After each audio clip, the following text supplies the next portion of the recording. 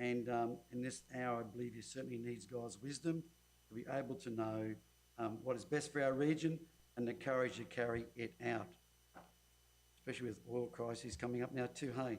Secondly, we are reminded in the Bible that prayers and giving of thanks be made for all men, as women too, for kings and all who are in authority, that we, the community, may lead a quiet and peaceable life in all godliness and reverence. Meaning that as we pray for those in authority, which in this case is our local councillors, then we, the residents of the South Burnett, will be living in a region of peace and tranquility. Sounds like utopia, doesn't it? So this morning, I just want to pray God's blessing over this council for the large agenda you've got today, all the administrative staff and council workforce. So let's pray, shall we? Father God, I thank you in Jesus' name that your blessing, favour and wisdom will rest upon our Mayor Kathy Duff, Deputy Mayor Roz and this team of councillors as they make decisions in regard to the South Burnett region. I pray that they will provide good governance for this region and that this region will prosper and further develop under their hands of stewardship and leadership. Also pray for all the administrative staff and the council workforce. We pray especially for safety for the workforce as they are out and about on the roads, carrying out various activities. I ask your blessing today over these council proceedings, that things will just flow unanimously and that there will always be an atmosphere of cooperation and working together in this chamber for the good of our community. We ask this in the name of Jesus. Everybody said amen.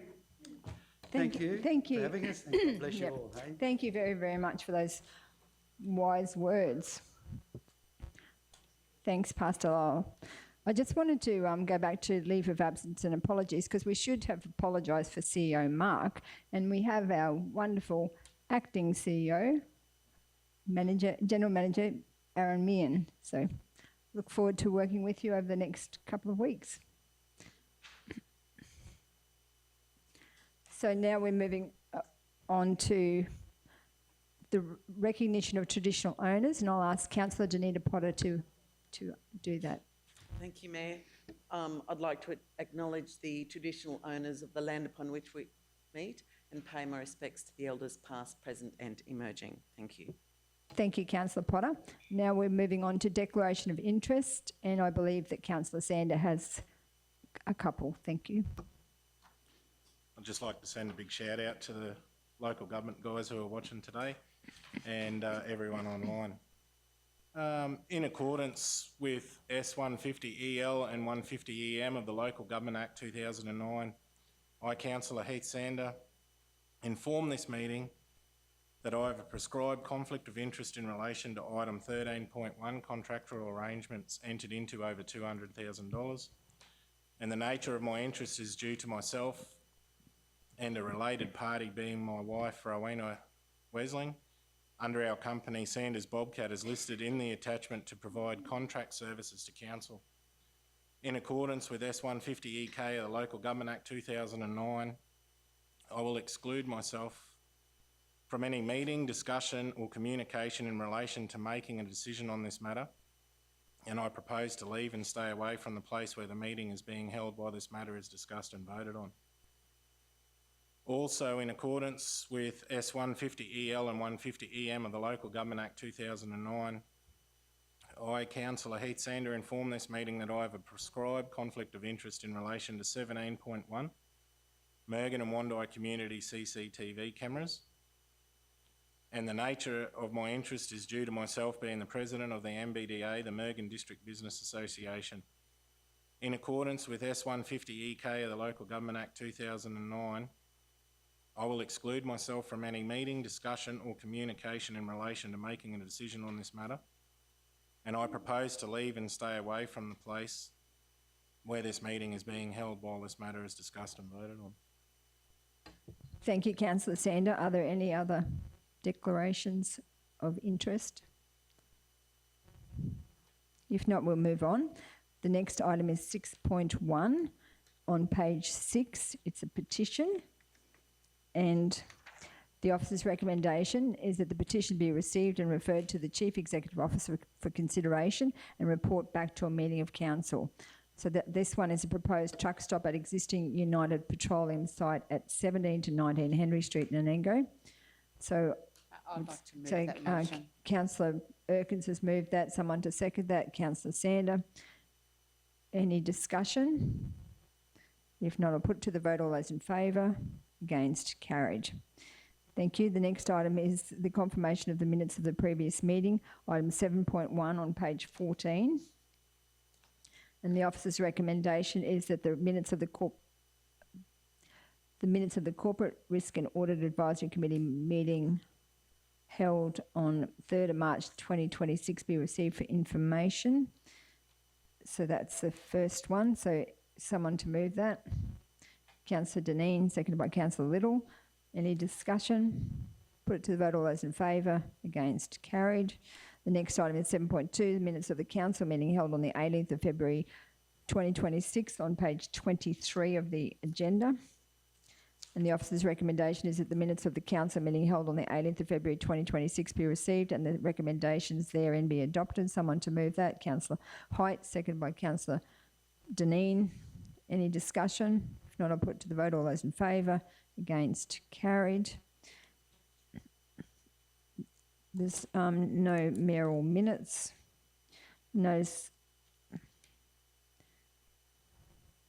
Sorry, I just was wanting to do an actual mayoral minute. Is that okay?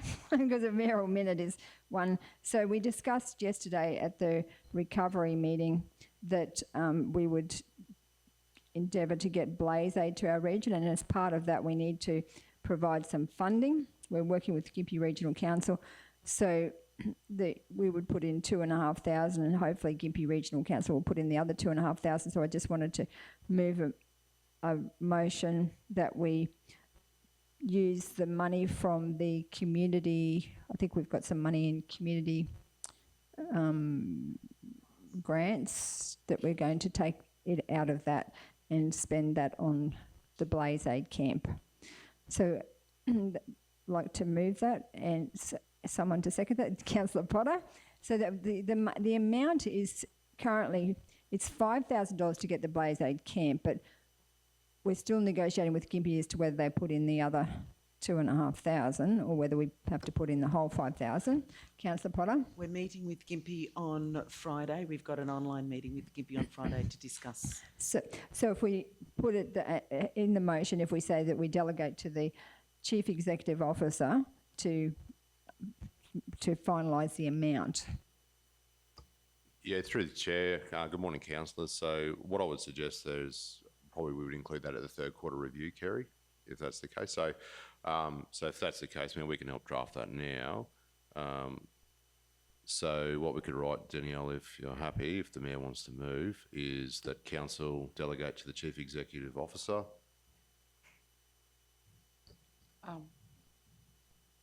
to negotiate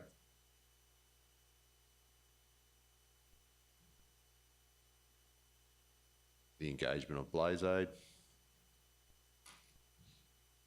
and the costs be included in the third quarter review.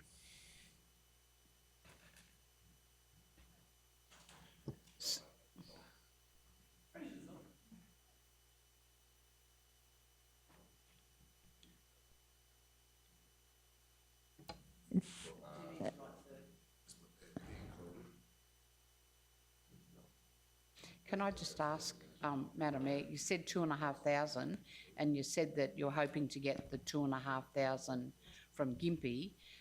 Should we have in there that if Gympie don't come on board that we actually authorise for that to be, or will that be done in the quarterly review? I think that will be just done in the quarterly review if it's the amount, because they haven't gotten back to us, but if we have the meeting on Friday we'll know one way or the other. Perhaps you should explain the reason being is if the camp is in Mergen, the Blaze Aid workers, like last time, will work in probably the northern end of our region and also the southern end of Gympie Council, which is what happened in the last occasion. And it makes sense for that cost to be shared across the two local governments, because Blaze Aid do a fantastic amount of work and are very valuable to farmers, and we don't want it to be an argument over, boundaries. We'd like them to work where it's needed across that area. So very much hoping that Gympie come on board with that. That's right, because it just makes it tidies it up, because if the camp is in Mergen and they share resources and work together, that And just making everyone aware that while the southern end, we got good rain, the northern end of our region had a lot more damage and effect from that flood event than we did in the southern area. That's right, but I believe because Mergen's not that far from even Nanango and those other areas, it's certainly they won't be just doing the Mergen area. They can do Nanango and Kingaroy and other areas as well. So that's been moved and seconded. So any discussion? If not, I'll put it to the vote. All those in favour? Against? Carried. Thank you. It's my first ever Merrill minute.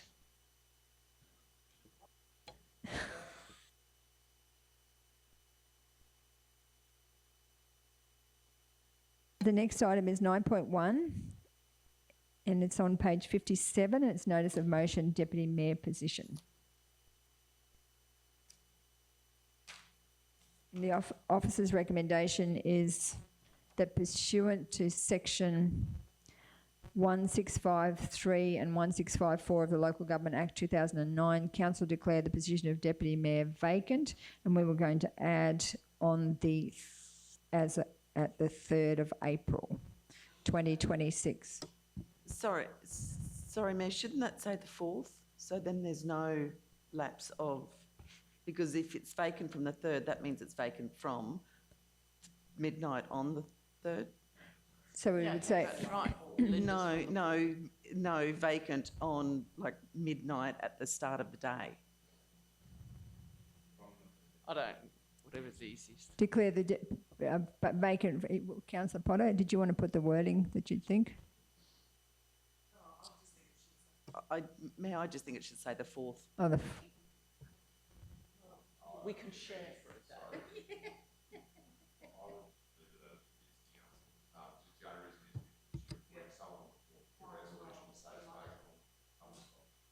Yeah, otherwise you've got clashing.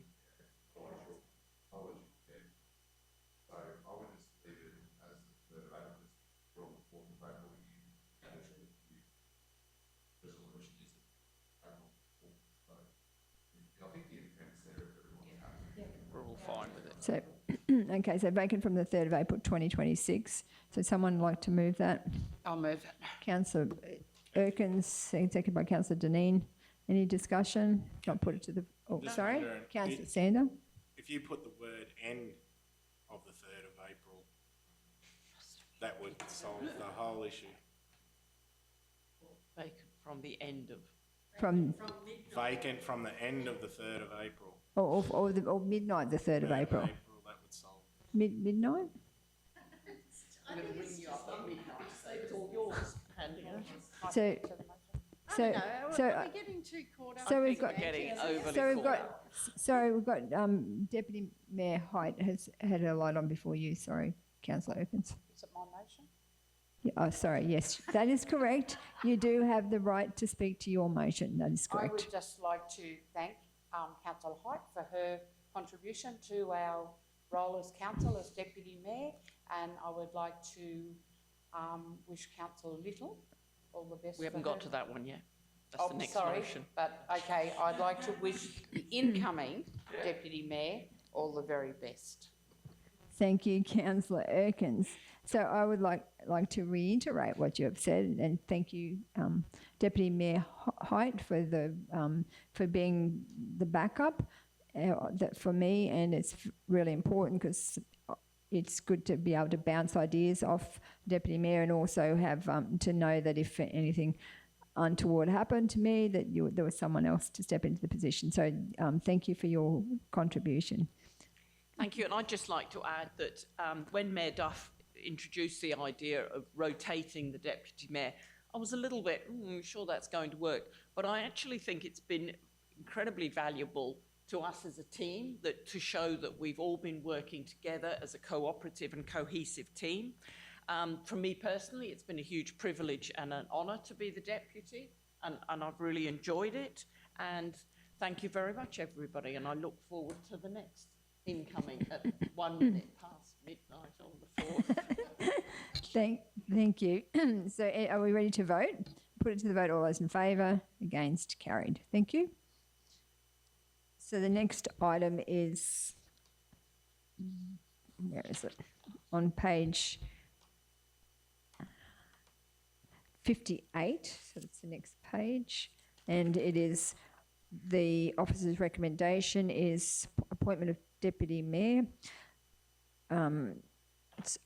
It's moved by me. I, Councillor Kathy Duff, give notice that at the next ordinary meeting of Council to be held on the 18th of March 2026, I intend to move the following motion: that pursuant to section 1655 of the Local Government Act 2009, Council appoint Councillor Linda Little as Deputy Mayor as of the 4th of April 2026. Would someone like to second that? Councillor Deputy Mayor Height. Speakers, did you, anyone want to just talk to this motion?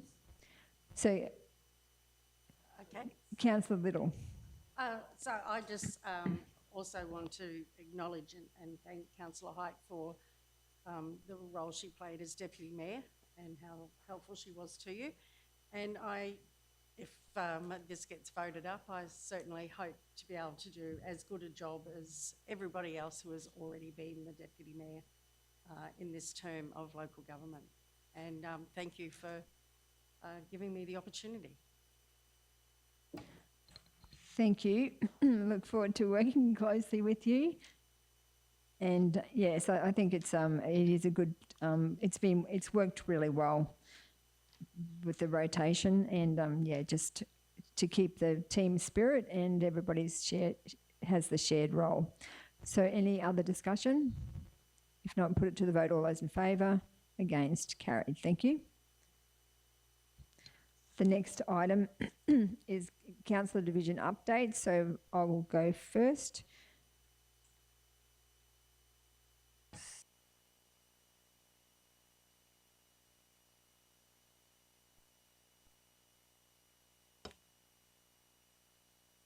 Good morning, everyone. It has been a challenging time with the recent flood events across our region. As chair of the local disaster recovery group, I felt privileged to work with a wonderful team as we managed to deal with the disaster at hand and keep everyone safe. Thank you to our emergency services and to our council staff who worked late into the night dealing with floodwaters, removing hazards and closing roads. The feedback I have had from the community has been very positive, particularly how we kept everyone informed.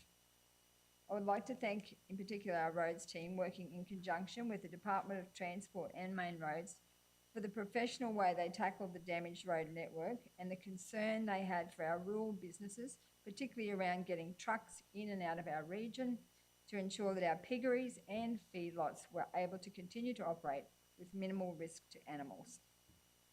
There are a number of roads still closed and there is an enormous amount of damage to our road network. We are in the process of doing emergency work, which is temporary work for the next 3 months. During this period, we will also be assessing any flood damaged roads for permanent works and submitting requests to the Queensland Reconstruction Authority for approval.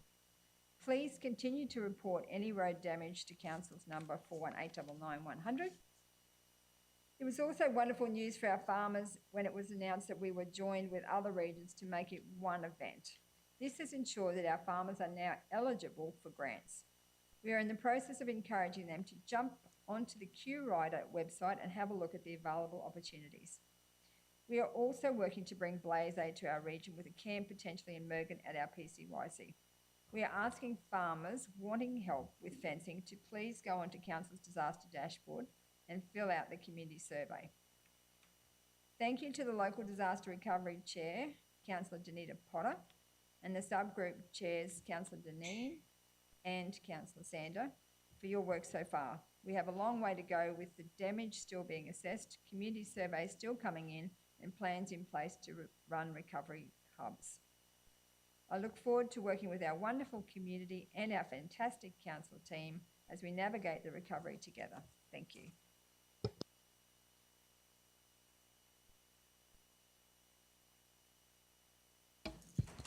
So I'll now call on Councillor Jane Erkins to deliver the Community 1 divisional update.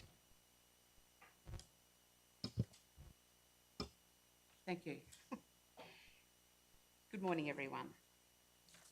Got to find the start of my speech. I'm pleased to present this month's Division 1 report, highlighting the outstanding community spirit and infrastructure resilience that define our region. Over the past month, we've celebrated local achievements, supported vital fundraising efforts, and witnessed how our community comes together through volunteers and shared events.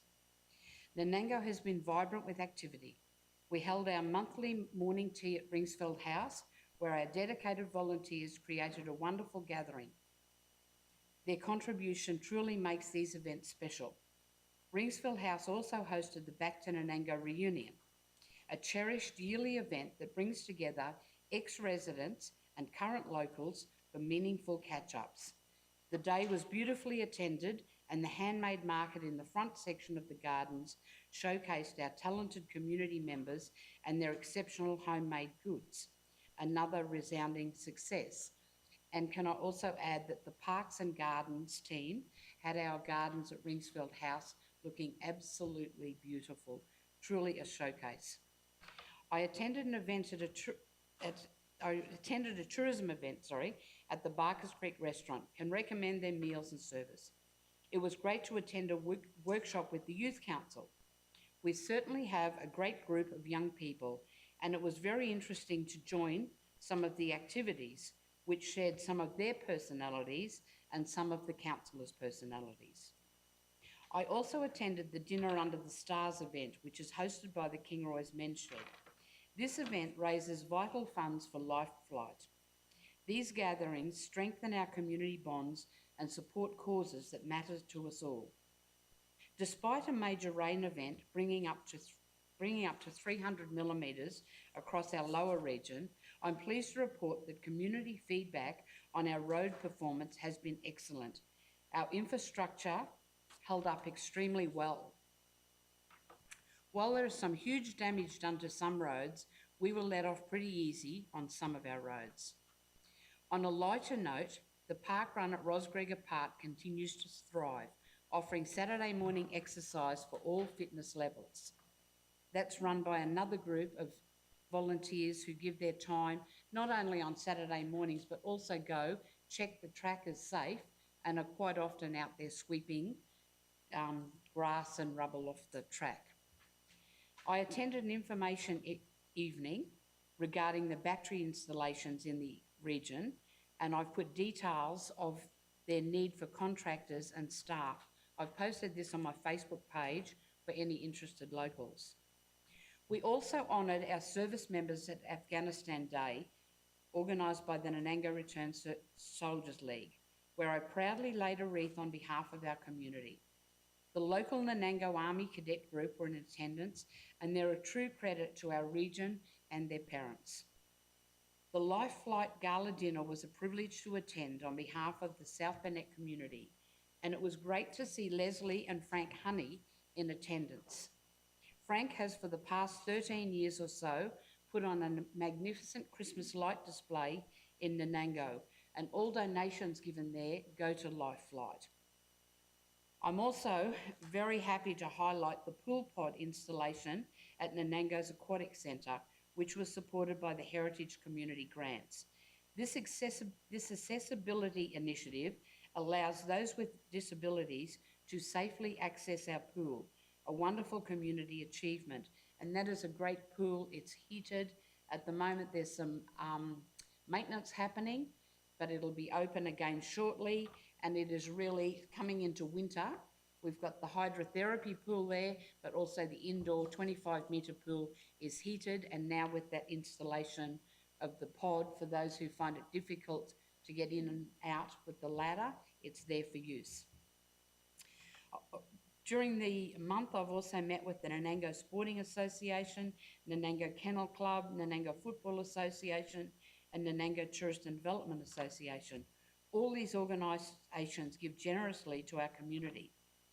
Along with Mayor Duff, we have supported the purchase of some bowls for Barefoot Bowls event held on Friday nights in Nanango. I have attended to watch, and they all look to be having a fabulous time with lots of laughs coming from the, I'm not sure what they call it, the green, the bowling green. As I reflect on this month, one message stands clear. Volunteers are the backbone of our community. From morning teas to fundraisers, from sporting clubs to service organisations. It's our people that drive our community forward. Thank you to everyone contributing to making Nanango and our region a place where community truly thrives. Thank you. Thank you, Councillor Erkins. That was really a great update. Move on to Councillor Linda Little for the Division 2 update.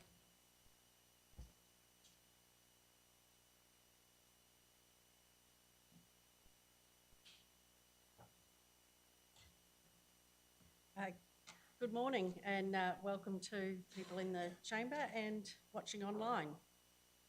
Well, it's been another very busy month with plenty of community catch-ups, meetings and workshops. Last month, Councillor Erkins and I were invited to attend the Nanango High School Leaders Badge Ceremony. This was a wonderful morning and it is always a pleasure to acknowledge the young people who put up their hands to be school leaders. This region is in good hands for the future. It was also announced that Principal Mark Freeman was retiring to spend more time with his family. Thank you, Mark, for the commitment and outstanding leadership you displayed as the principal of Nanango High, and I wish you all the very best for the future. The state government Games On grant is currently open to all sporting associations to enable them to do upgrades or build on whatever projects they currently have. I really like the idea that it encourages more participation in sporting activities. In Division 2, we have a number of facilities that are applying for this funding. And if we can assist in any way, please do not hesitate to get in touch. And good luck to everyone applying for this funding. The recent public meeting held at Cumbia about the current renewable activities within our region was well attended with approximately 140 people there. Thank you for highlighting your concerns and for the respectful and constructive conversations on the night. It is great to get the community's input into ongoing renewable projects. The recent flooding event has been very challenging for council and residents alike. And I would just like to acknowledge the staff and emergency services for their very professional and proactive response to the serious rain event. What a great team we have on the Disaster Management Committee. Thank you for the continuous updates and for keeping our residents safe. In closing, I would like to thank all the staff who work for council, internal and external, for always assisting me when I need help and for making this region the very best part of Queensland. Thank you. Thank you, Councillor Little. I'll hand over to Councillor Danita Potter for the Division 3 update. Thank you very much, Madam Mayor. So over the last month as councillors, we attend many meetings, and these so far this last month have included budget workshops, meetings with community groups, meeting with local residents and business owners. And I would just like to say this, that if you need to come and meet with us, please give us a call. We are all open to having that chat and discussion for the benefit of our community. Luckily enough, I'm on the committee for Dinner Under the Stars, and we're very thankful to all those who supported and attended. We haven't quite got the final numbers in for how much we raised for Life Flight, but they're looking very good so far. Last year we raised $20,000 for Life Flight, and I think we're going to do quite a bit more for this year, with thanks to the Ken Mills Kubota for the mower raffle as well. So that was a huge thing for us. As a Life Flight ambassador, I was also honoured to attend the Life Flight Gala dinner along with Councillor Jane. It was a fantastic night. We had quite a few locals who helped support and raise funds for Life Flight. And we must remember we have over 250 flights that fly out of the South Burnett every year, and with a cost somewhere between $16,000 to $25,000, $26,000 per flight. Really are worth it. And it's not very many people who don't know someone who has been touched by live flight, whether it's a friend or a family member. It affects us all, and it's a really important benefit for our community. Attended the open of Bloom Daycare with Councillor Deb in Alfred Street, and I was actually very impressed with the whole layout. And I actually look forward to going back and reading some of the stories with the kids. They offered that to me, so I took them up on it. I was also very lucky to be able to read at Toombinga State School. I've done that a couple of times in the morning now with their reading ranges, which they do with the kids. So we're very lucky to have this job to do some of those fun stuff with the kids that we get to do. I was also very honoured to attend the Kingaroy State High School Leadership Awards, where I was the guest speaker for that, and I thank Councillor Deb and Mayor Cathy for coming along. It was really an incredible day, and the next lot of students coming through that high school are just amazing, and they put so much into our community. Them along with our youth council, we really are looking like we've got a great future with all the students and amazing volunteers we have in our community. Now, South Burnett Pantry, can we congratulate them as they are expanding into Mergen, and I'm sure that's going to be great. The Mergen community will be extremely grateful for that expansion for South Burnett Pantry. They do offer a fantastic service for everyone who uses them. Kingaroy Art Gallery opening is this Saturday at 5 p.m, and it's the David Bryce Rural Art Award, and it's always a wonderful event, especially with those sharing stories who knew, sharing stories about David Bryce himself. Also this weekend we have the Kingaroy Heritage Museum Open Day this Saturday from 9 till 1. There's going to be sausage sizzles, coffee vans and various stalls, and if you went to the last one you'll know how much fun it was. So please go along and support the Kingaroy Heritage Museum Open Day. South Burnett Partnerships for Kids Under 8s Day planning is underway, and that will be Thursday the 2nd of July, and we are out for expressions of interest for anyone who would like to do a stall for that one. This is a free event for all those people who come along, and it's for the under 8s, and the amount of activities that are there and the amount of people that turn up because it's during school holidays is just wonderful. It's a really good event. The Partnerships for Kids have also been having meetings with government agencies and not-for-profits to help in this space to improve the lives of those first 2,000 days for our children, because they are the most important. We've also got the South Burnett Young Professionals Meet and Greet, and that's on Thursday the 26th of March at the Kingaroy Bowls Club for Barefoot Bowls. This is a free event, so please check the Facebook page for more details and how to register. It's sponsored by ATC Engineering, and we have the promise from Burnett today for our next event already, and the Kingaroy Chamber of Commerce has said that they'll come on board and support the South Burnett Young Professionals, and we are very grateful for that, for the support for South Burnett Young Professionals. This is an event where we get the people that are new to town. It doesn't matter what profession or what job you do, we get them to come to town and meet with others in different fields and various fields, because when you're new to an area, you don't know anyone and you really need to connect. And a lot of them do go home on a weekend where they don't know people, so they go back to their hometown, whether it be Brisbane, Sunshine Coast, instead of staying here and connecting with others. So this is a really important thing to help them stay here and to help them connect with our community. I would also like to say that the disaster recovery is on stand-up, and we are looking at different ways to help our community.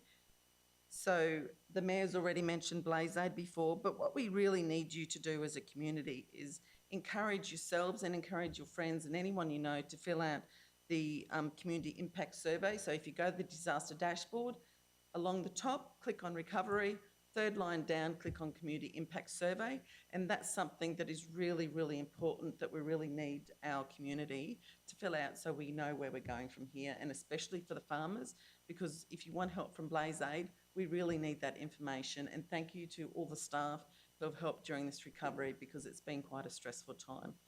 So thank you very much, and thank you, Mayor. Thank you, Councillor Potter. I'll call on Councillor Deneen for Division 4 update.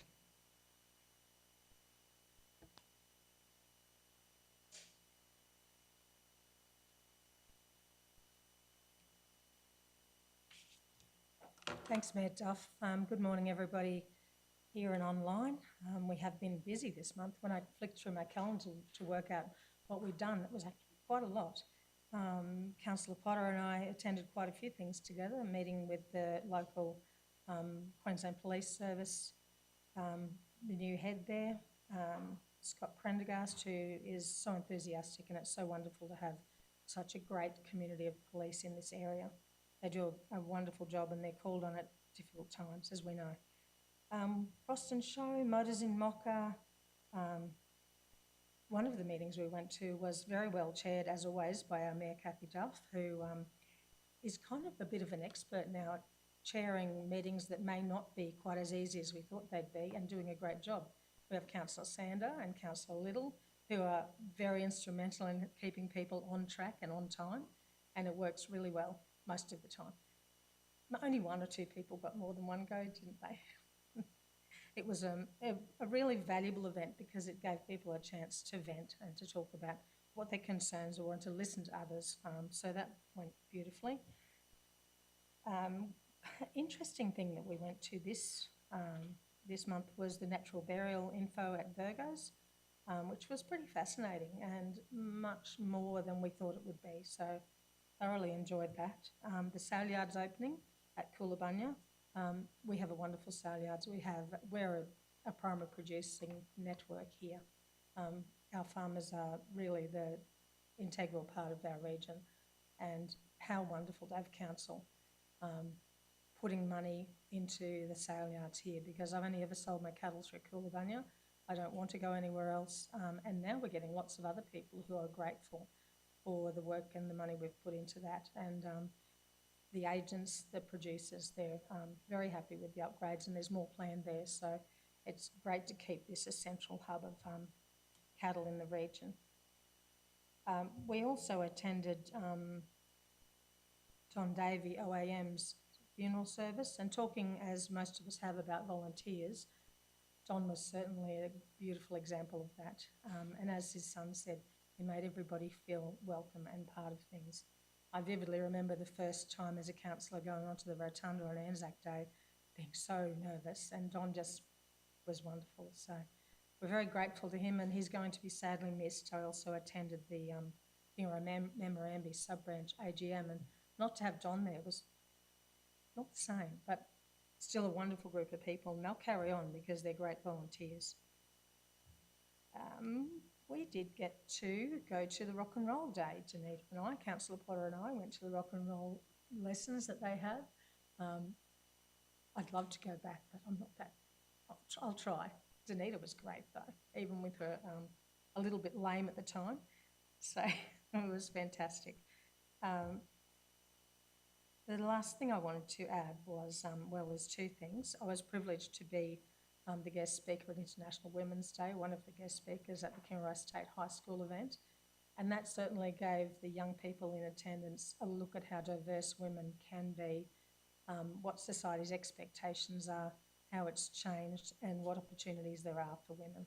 And it was just a privilege to be a part of that morning, so thank you to the other councillors that came as well. I really appreciate that.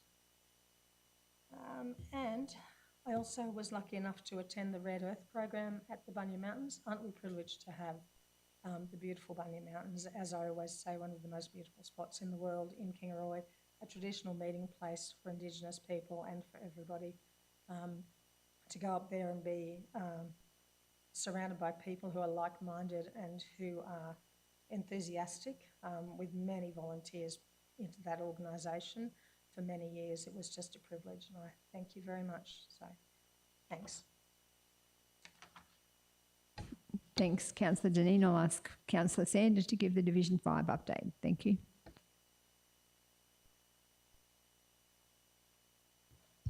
I don't need to stand. Good morning, everybody. And it was great that Deb just mentioned, Councillor Deb mentioned International Women's Day, because I seem to be surrounded by women at work and at home. But they are a good bunch to work with. And we just hope that they can make some good decisions today that, so that we can do better for the community and as we all aim to try and do good for the members and community of the South Burnett. So, yeah, the last, and Councillor Little mentioned about Mr. Smith, Mark Freeman from the school. I can say that he was one of my teachers when I went to school in Mergen. He tried to teach me science, which was not good. But math, I can probably thank him for teaching me a lot to do with maths. He was my maths teacher for 2 years, and Mr. Freeman was probably one of the best teachers, and I can remember a lot about him over those years. So, and his wife as well. Mrs. Freeman was our teacher as well. So it's good to see that he's still in the South Burnett, and I don't know what he's going to do in his retirement, whether he'll stay around the area or not, but it's good to see that he's still here. I haven't seen him since I left school, but yeah, it's good to see, and congratulate him on many years of teaching in the region. Over the past month, we have been extremely busy, and it's good to see that there was a few things that I was going to mention that have already been mentioned, but the sale yards, spending money in the local area and keeping those sale yards, because I believe about 6 to 8 years ago there was talk that it may have shut, but it's good to see that decisions were made, and they seem to be the right decisions for the rural sector of the South Burnett and outside the region too. We have a lot of cattle coming from outside the region to the Coolabunga sale yards. And with the current upgrades and the expected upgrades, I believe that it'll be a good asset for the region for many years to come. And not only for the sale of the cattle, but for the local community to catch up and meet. You go out there and they're like a little team. You see them running around and they all communicate and discuss things, you know, and that's helps with the mental health of the region of the guys that attend that facility as well. With the floods, it's impacted a lot of residents in Division 5 with roadways and accesses, and I know we cop a fair bit of flack, and it's always council's fault. Everything that goes wrong is council's fault, but there's times where you know, someone said that there was reports put in about a culvert that's washed away. Well, 400 millimetres of rain is going to do that to a culvert. When in the last 20 years has a resident seen 400 millimetres of rain over a 48-hour period, you're going to get issues. So things aren't designed to take that amount of rainfall. So just please be patient. We will get there. We've been assured that other areas and agencies as QRA are going to support us in the South Burnett, and we will get those roads fixed. There'll be signage going out, I believe, with, so if we do temporary repairs, because everyone will go, you turned up and done a half a job and left. We will put signs at those places where we can come in, do emergent works, make it safe so that the residents can use those roads, and then we'll come back after things are designed and fix them properly. So just be mindful too that there's, I believe we heard yesterday that there's 700 defects across 400 roads or in 400 areas. So it's going to take some time to get there. We have a few benefits on our side. We have some contractors already working that we can divert to emergent repairs, which puts us on the front foot. So I don't want to touch into too much more, dig down into the nitty gritty of it, but we will get there. We were just starting to see some of the betterment projects being done on some of these roads, and now like they're going to have to be diverted so that we can repair roads that people need to get in and use these assets. As the chair of the Roads and Transport Recovery Group, we get updated, and there is a lot of damage. And we have people, you know, there was a guy that contacted me the other day with a pothole. there's roads missing. It was good to get that report, but he demanded that it be fixed straight away. There's guys out there with roads completely missing. A pothole will come and be repaired, but it won't be done as a matter of urgency. So we just got to prioritise those defects on the roads, and yeah, we will get there. So please be mindful and have a good week. Thank you. Thanks, Councillor Sandra. I'll hand over to Councillor Height for the Division 6 update. Thank you.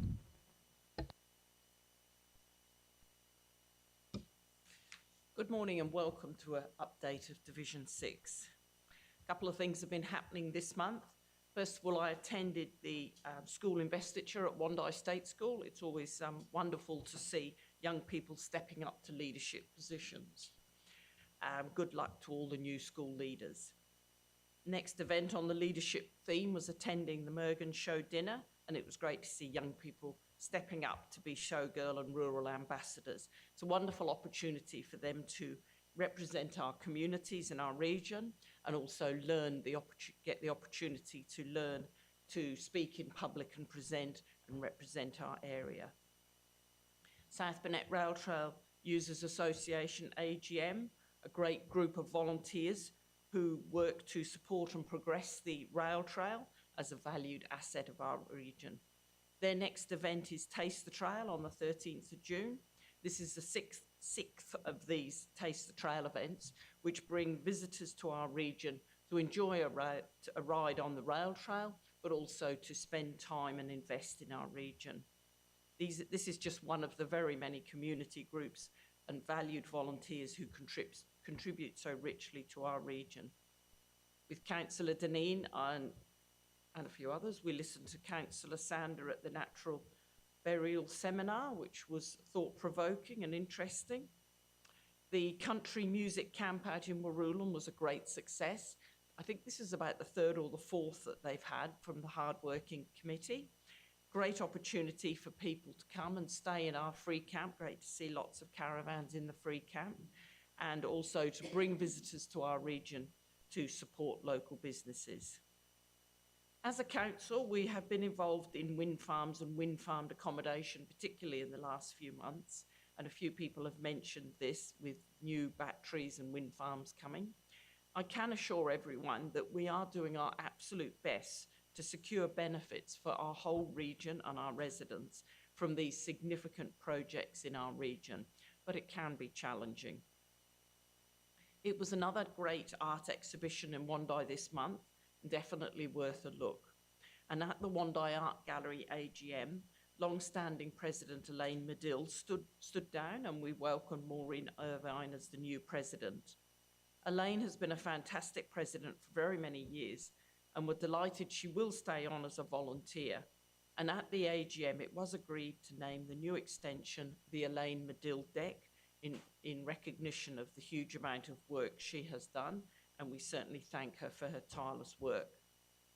International Women's Day celebrates the achievements of work and the disadvantages across the world that still exist for many women and that ongoing fight for equality.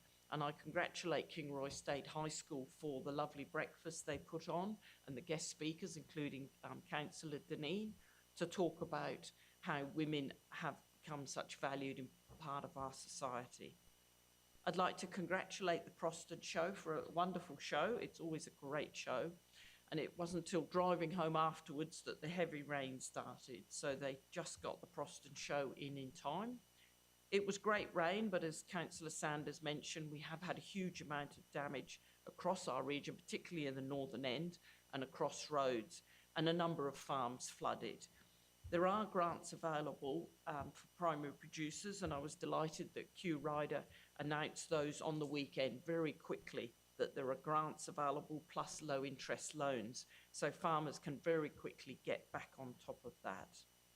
The Wandai Country Running Festival also had its AGM, another of our great community assets and events, and the next one is 27th, 28th of June, another opportunity to bring visitors to our region. I'd like to congratulate the Red Earth Community Foundation leadership course, And I'm pleased that South Burnett Regional Council sponsor a number of people to attend. And the Mayor Duff and I attended the dinner on Monday night. And it's great to see young people investing in their professional development. Young people and not so young, investing in their professional development. So congratulations to them. And that wraps up a quick run round of Division 6. And I wish you all a good month. Thank you. Thanks. Business outstanding, item 11.1 on page 60. So the officer's recommendation is that the business outstanding table for the ordinary council may be received for information. Would someone like to move that? Councillor Potter, second by Councillor Hyde. Discussion, questions? Councillor Little. Thank you, Mayor Kathy. And through you, I just wanted to get an update, please, on the two motions that were put forward last month about the introduction of the temporary planning instrument for allowing landowners to reside in a temporary dwelling on their own land. And the other one was to do with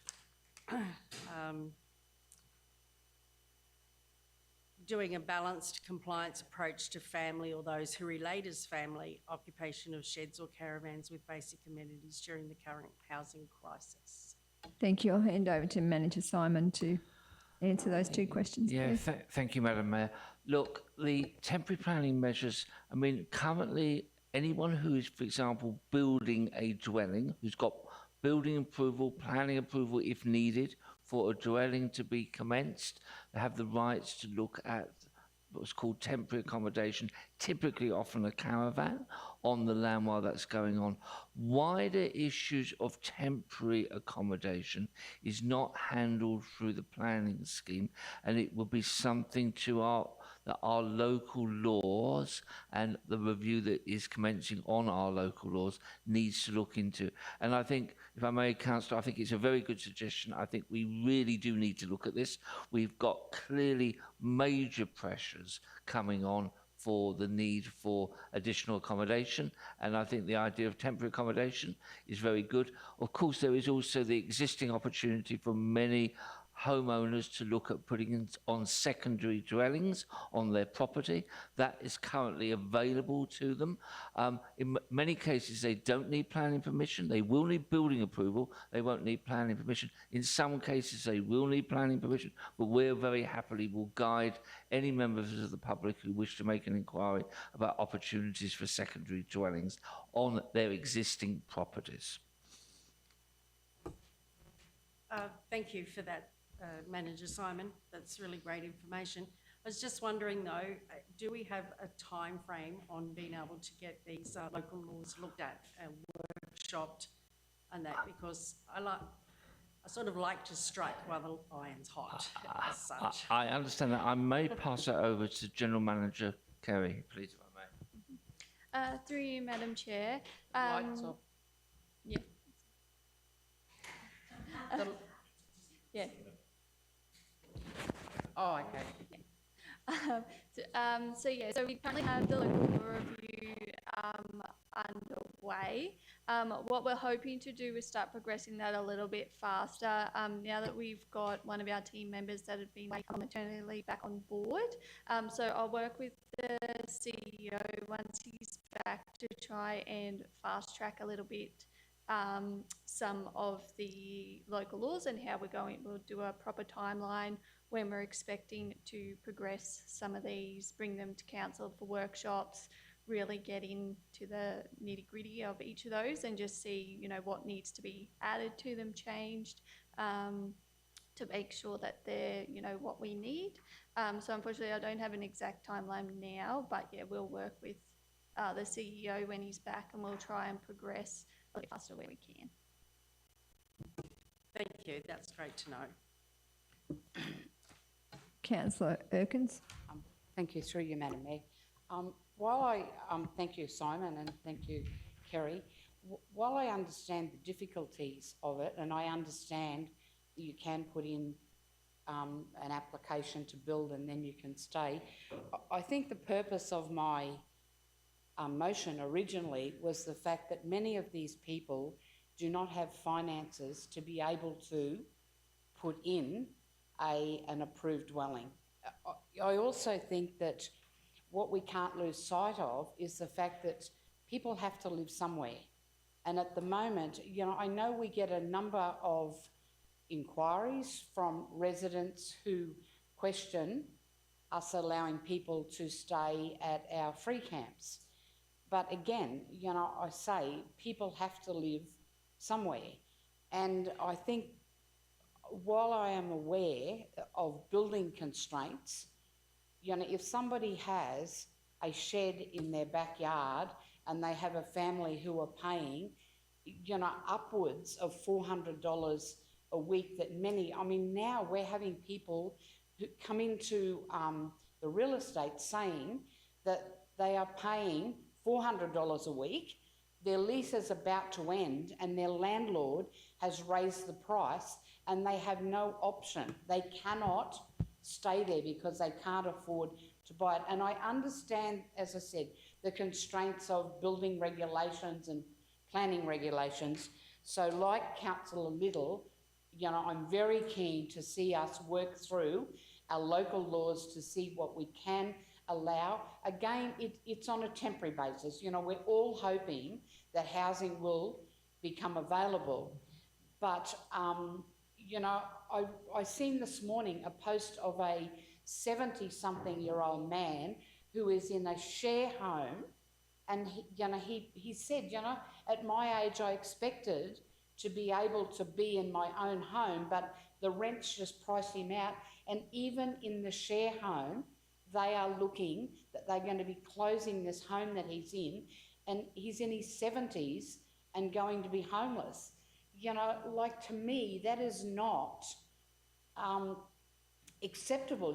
As a community and as people elected to look after the best interests of our community, we really need to be able to work within the rules, or maybe to be able to see how those rules can be stretched and maybe manipulated, but to allow us to give people, for them to retain some dignity and for them to have somewhere to stay.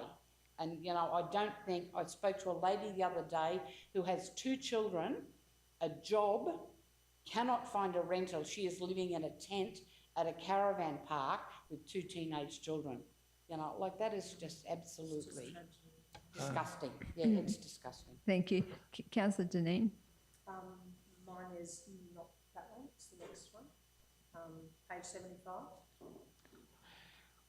But thank you, Jane, I absolutely agree. It is really tragic at the moment. It's awful to see the families that we saw the other day at Benarkin, where so many are living in the free camps. Can I just interrupt Deb for 1 second, right. and just say, probably one of the things about it is it's so good to know that I'm working with a team who are all fully supportive and are community and caring people. So, I just want to say Thank that. you, Councillor And Erkins. that includes staff. I'm not Yeah, saying thank- just council staff. Absolutely. Thank you. So true. Thank you very much, Councillor Erkins. Mine is page 75, South Bennett Animal Management Centre. I have to congratulate everybody for doing this. Thank you, Heath, for the great idea in the first place. It is going super to see our staff out there and our volunteers working with the animals there. They're doing a wonderful job. How are we going with Saturday morning opening? Are we up to that yet? Through you, Madam Chair. So currently the plan is to start the Saturday morning opening from April. So we are looking that first weekend in April, which will be, I believe, the long weekend. So that's where we're currently looking. So we'll put out some media releases shortly around that to confirm. But yeah, that's where we're currently looking for it to start. Thank you so much, General Manager Kerry, because that is just the best news. It's then we can all go and get maybe a new dog or a new cat for Easter, instead of spending all that money on Easter eggs. Thanks, Councillor Deneen. you. Councillor Potter. Yeah, thank you. I'm just curious with regards to, on page 82 was the Nanango Golf Club, because I know we started discussing this back in 24, and I'm just wondering where we're at with that access lease for the Nanango Golf Club. I'm just concerned that it's taking quite a while, and I just, need to know. So hand over to Beck to give an answer for Councillor Potter. Through you, Mayor. Thank you for the question, Councillor Potter. That one has been, yes, on the list for a little while, but without our leasing officer for a little while, it sort of became a not priority. We're getting onto that one this month, though, with the list of... That one is actually laid on the table, so we're going to bring it back to council probably in April with some options as to how we fix the access into the golf club. And then you can make the decision then on whatever we present. Yep, with the options. Thanks, Beck. Councillor Little. Thank you. My question is also to Beck, or through Kerry as the General Manager of that section. I would just like to ask about the licence to occupy the Les Muller hut at Blackbud.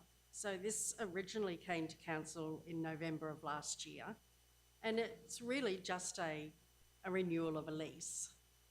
I know that we've extended the time out to 5 years, but I'm just wondering why it takes so long to get this done when they've already had a previous lease. So one would assume it's just a matter of changing one word to 5 years. And you know, it's now March and they still don't have a current lease on that property. Thank you, Councillor Little. Through you, Mayor, I'm happy to answer that one. I did this morning actually review that draft deed of licence and send it back to the team to fix my comments and send out to the organisation. We're going through, now that we have a new leasing officer, we're going through our draft documents and we're formalising some templates. So this one will be a new version of our deed of licence to occupy templates. Because it was a longer time for this licence, we wanted to get it right before we issued it. So that's our process at the moment. We do have a few already drafted template documents of leases and that sort of thing. So this is the first one of our new templates for deed of licence to occupy. Thank you for that. And so going forward then, these things are going to be quicker within the system. Yeah, that Yes, is really great to know. Yeah. Thank you. Thank you, Councillor Little. Councillor Sander. On page 78, up the top, the renaming of Mill Street, Brooklands, is said that it was coming to council report coming to March meeting, but there's nothing in this meeting for it. Yeah, through the chair, I believe officers were hoping to complete a number of items last week in preparation for the meeting, but due to the flooding impact, those resources were diverted to the road network and management of that. So we would expect to see that those reports have been delayed will come to the April meeting. Thanks, Councillor Sander. Thanks, GM Aaron. Councillor Erkins.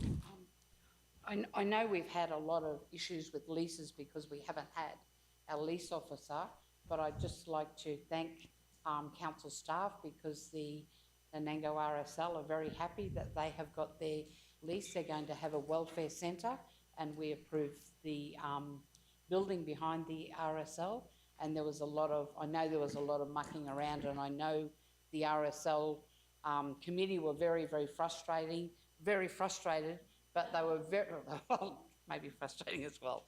But, you know, they were just so happy when I seen them on Saturday morning that they've got that lease and they can move forward with their welfare centre, which is, you know, going to be a great thing for the community. So thank you for that. Thank you, Councillor Erkins. Councillor Sander. So on page 79,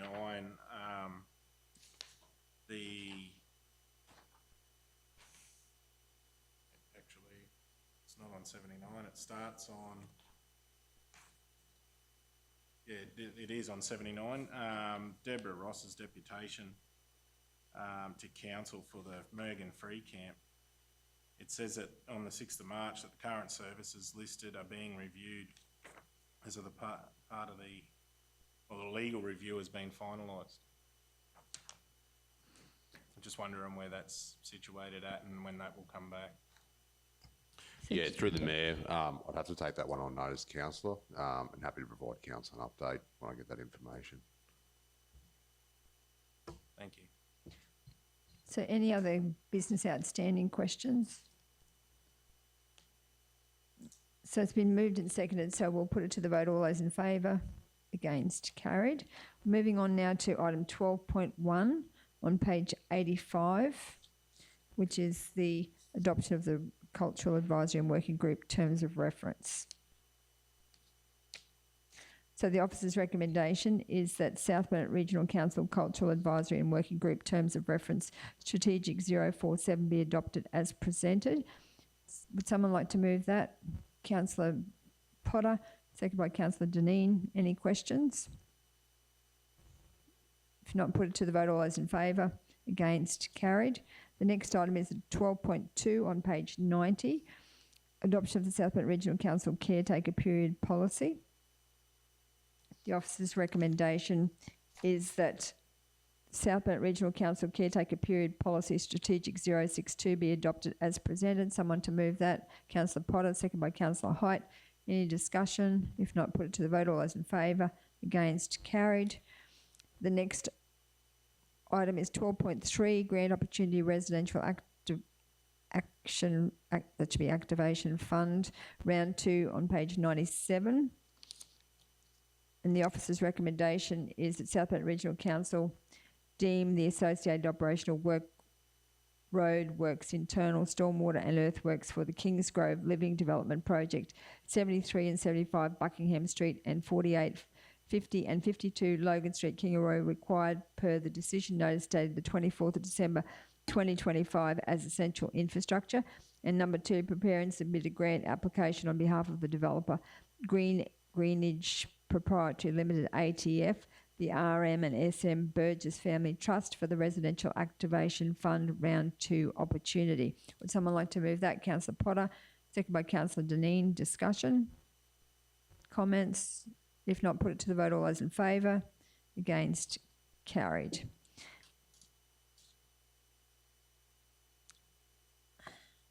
So the next item is... Who's doing that one? Was the council going to bring another motion to delegate the trunk infrastructure then? Oh, okay. So that's our... So, yes, well, I can...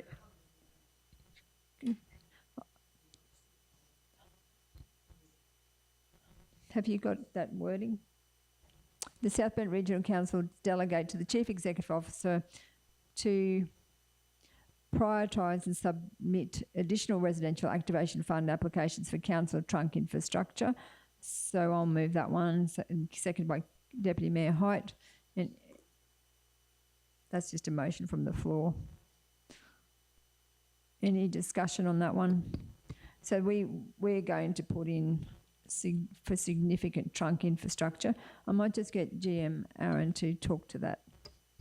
Yeah, through the chair.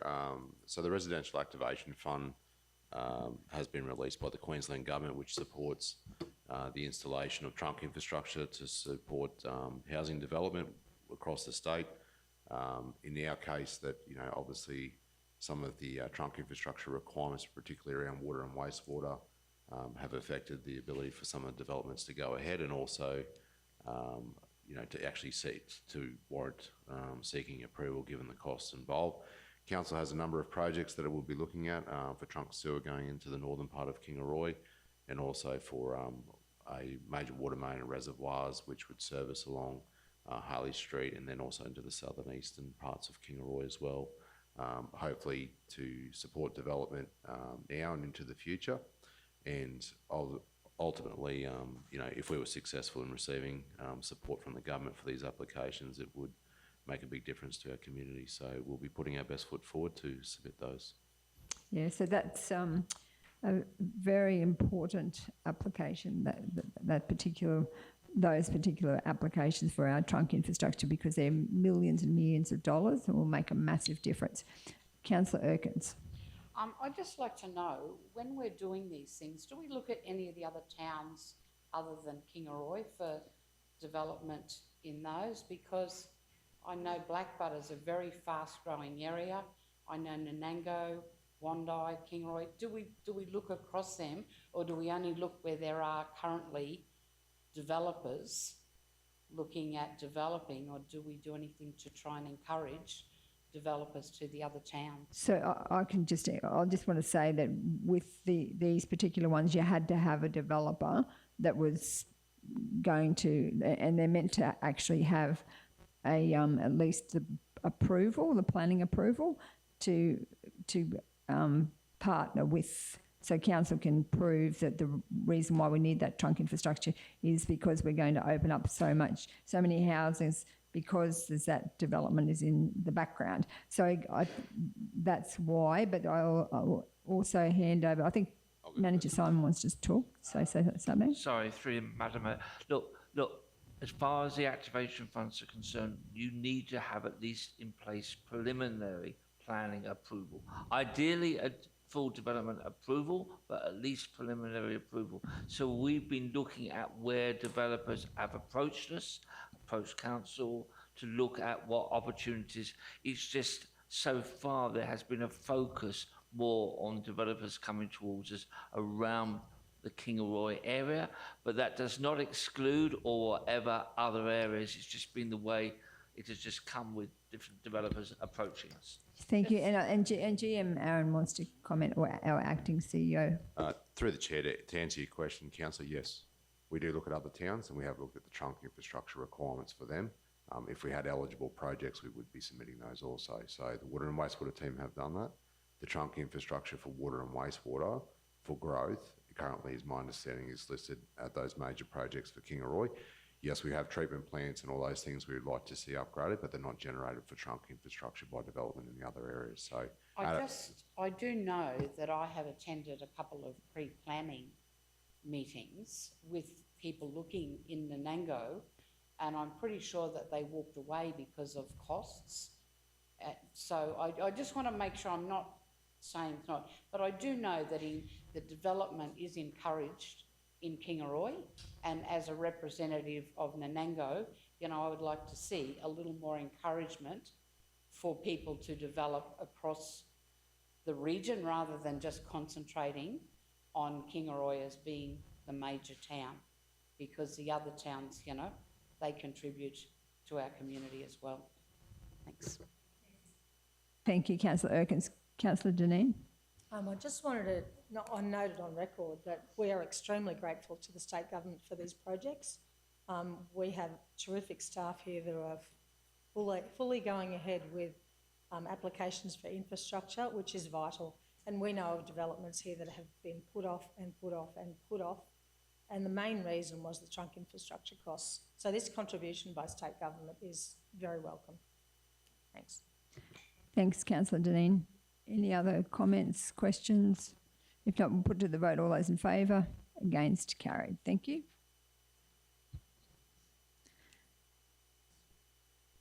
Now we'll ask Councillor Sander to leave the room for this one, which is item 13.1 on page 100. So the officer's recommendation is that this report be received for information. So this one is the contractual arrangements entered into over $200,000. Someone to move that. Councillor Potter, second by Councillor Height. Any discussion? Councillor Potter. Yes. Mayor, on one of those pages, it had an undisclosed amount, and I'm just wondering why it was undisclosed and we don't have the amount in there. So, General Manager Carey. Through you, Madam Mayor, probably have to take that one on notice, just so that I can determine whether it's just put down as undisclosed because they're just, it's preferred supplier arrangement, or what. So I can ask the procurement team and find out why that one's got undisclosed and get back to council. That's not a problem. Thank you. So any other questions? Councillor Erkins. Can I just say, watching TV this morning where they discussed the rate rise, the same rate rise, and some of the discussions with politicians there where the communities, people in our communities are struggling. And I think just looking at this and listening to that conversation, how governments really are going to have to start cutting costs. I know, you know, we're going to be coming up to our rate discussions and what we can afford, and I just want to put everyone on notice for the fact that, I know last time we kept going to council staff and saying, no, we want to see that budget cut, and I know that the community's expectations are fairly high, but I think community, for them to realise that if they want us to try and help them on keeping rates at an affordable level, when you look at fuel and whatever, they also have to look at where, if we're going to have to cut budgets, that, you know, they're not going to be able to have the same service as they're having now. You can't, I know quite often I feel really bad when we're saying to our staff, you know, we want this done, we want that done, and yet those same staff, we have said to them, no, we want you to cut that budget down. So I just want to draw attention to that fact that our community, if they want us to try and hold rates at an affordable level, they also have to expect that services cannot continue at the same level. Try as we may, all those increase in prices that affect families also affect council staff, council budgets. Thank you, Councillor Erkins. Councillor Janine? Through you, Madam Mayor, probably to General Manager, Acting CEO Aaron, are we in negotiations already with some of our contractors regarding the fuel price hikes? Because it's pretty scary just to fill your car up, and that must be impacting them incredibly already. Yeah, through the chair. So it is something that we are discussing with contractors, and obviously everybody's feeling that, including council. So I have Brandon actually running numbers for our own fleet at the moment to see what council's impact is. I think most people saw the pump for diesel went to about $2.70, anywhere between $2.65 and $2.80 this week. So that'll be something that we'll be feeling as well. So we'll be endeavouring to get council some information on that in the coming weeks, so you can see what that may look like. Because obviously that's something that we need to consider in our budgeting going forward. And the other issue that we have just on the back of that is obviously making sure that we can secure supply, which is something that we're working on at the moment. We have adequate supply at this point in time, but we need to make sure we keep that, but also ensuring that our contractors can get adequate supply too to continue to deliver services. So it's challenging for everyone, and I feel for all industries at the moment in that space. So we flagged it with the Local Government Association. I contacted Alison Smith, and David Janetsky is the contact, and his department was straight on to Manager James, who raised it as an issue. It wasn't, surprisingly, it wasn't raised when we had the LDMG disaster with all the mayors on.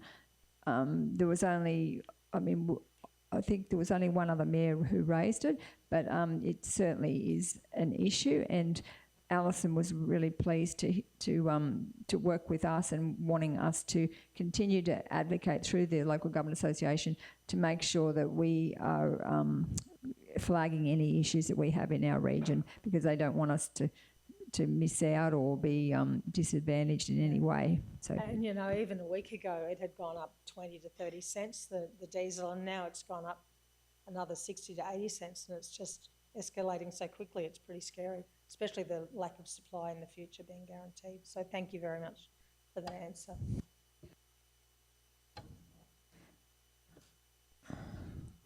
Thank you. Any other discussion on these contractual arrangements?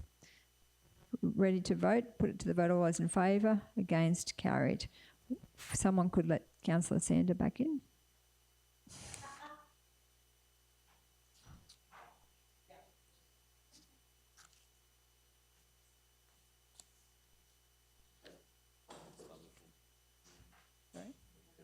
Yep.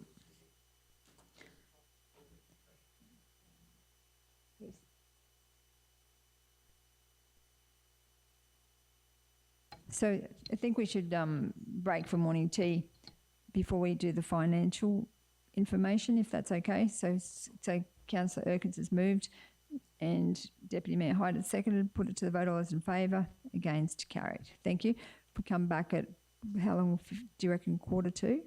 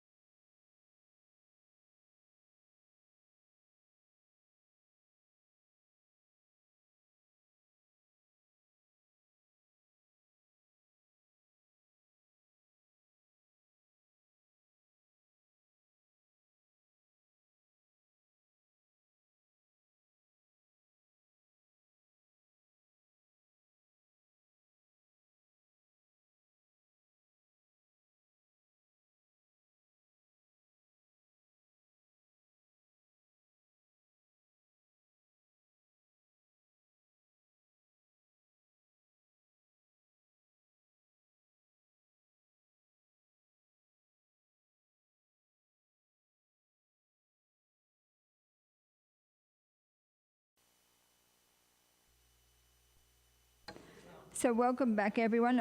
I would ask if someone could move that we resume the meeting. So Councillor Height, second by Councillor Dineen, put it to the vote. All those in favour, against, carried. The next item is 13.2 on page 108, the monthly financial information for February 2026. I'll hand over to GM Kerry to give us an update. Through you, Madam Mayor, Council's cash equivalents at the end of February amounted to 56.098 million, with around 32.15 million of this balance classed as restricted cash. When looking at the capital program, departments have spent approximately 32.3% of the amended budget, or up to 45.3% when taking into account current commitments. Recurrent revenue is currently sitting at 94% of the amended budget, and recurrent expenditure is currently sitting at 74%. Revenue is currently higher than expected, which is largely due to the 6-month rate notices for the January to June period having been issued in late February.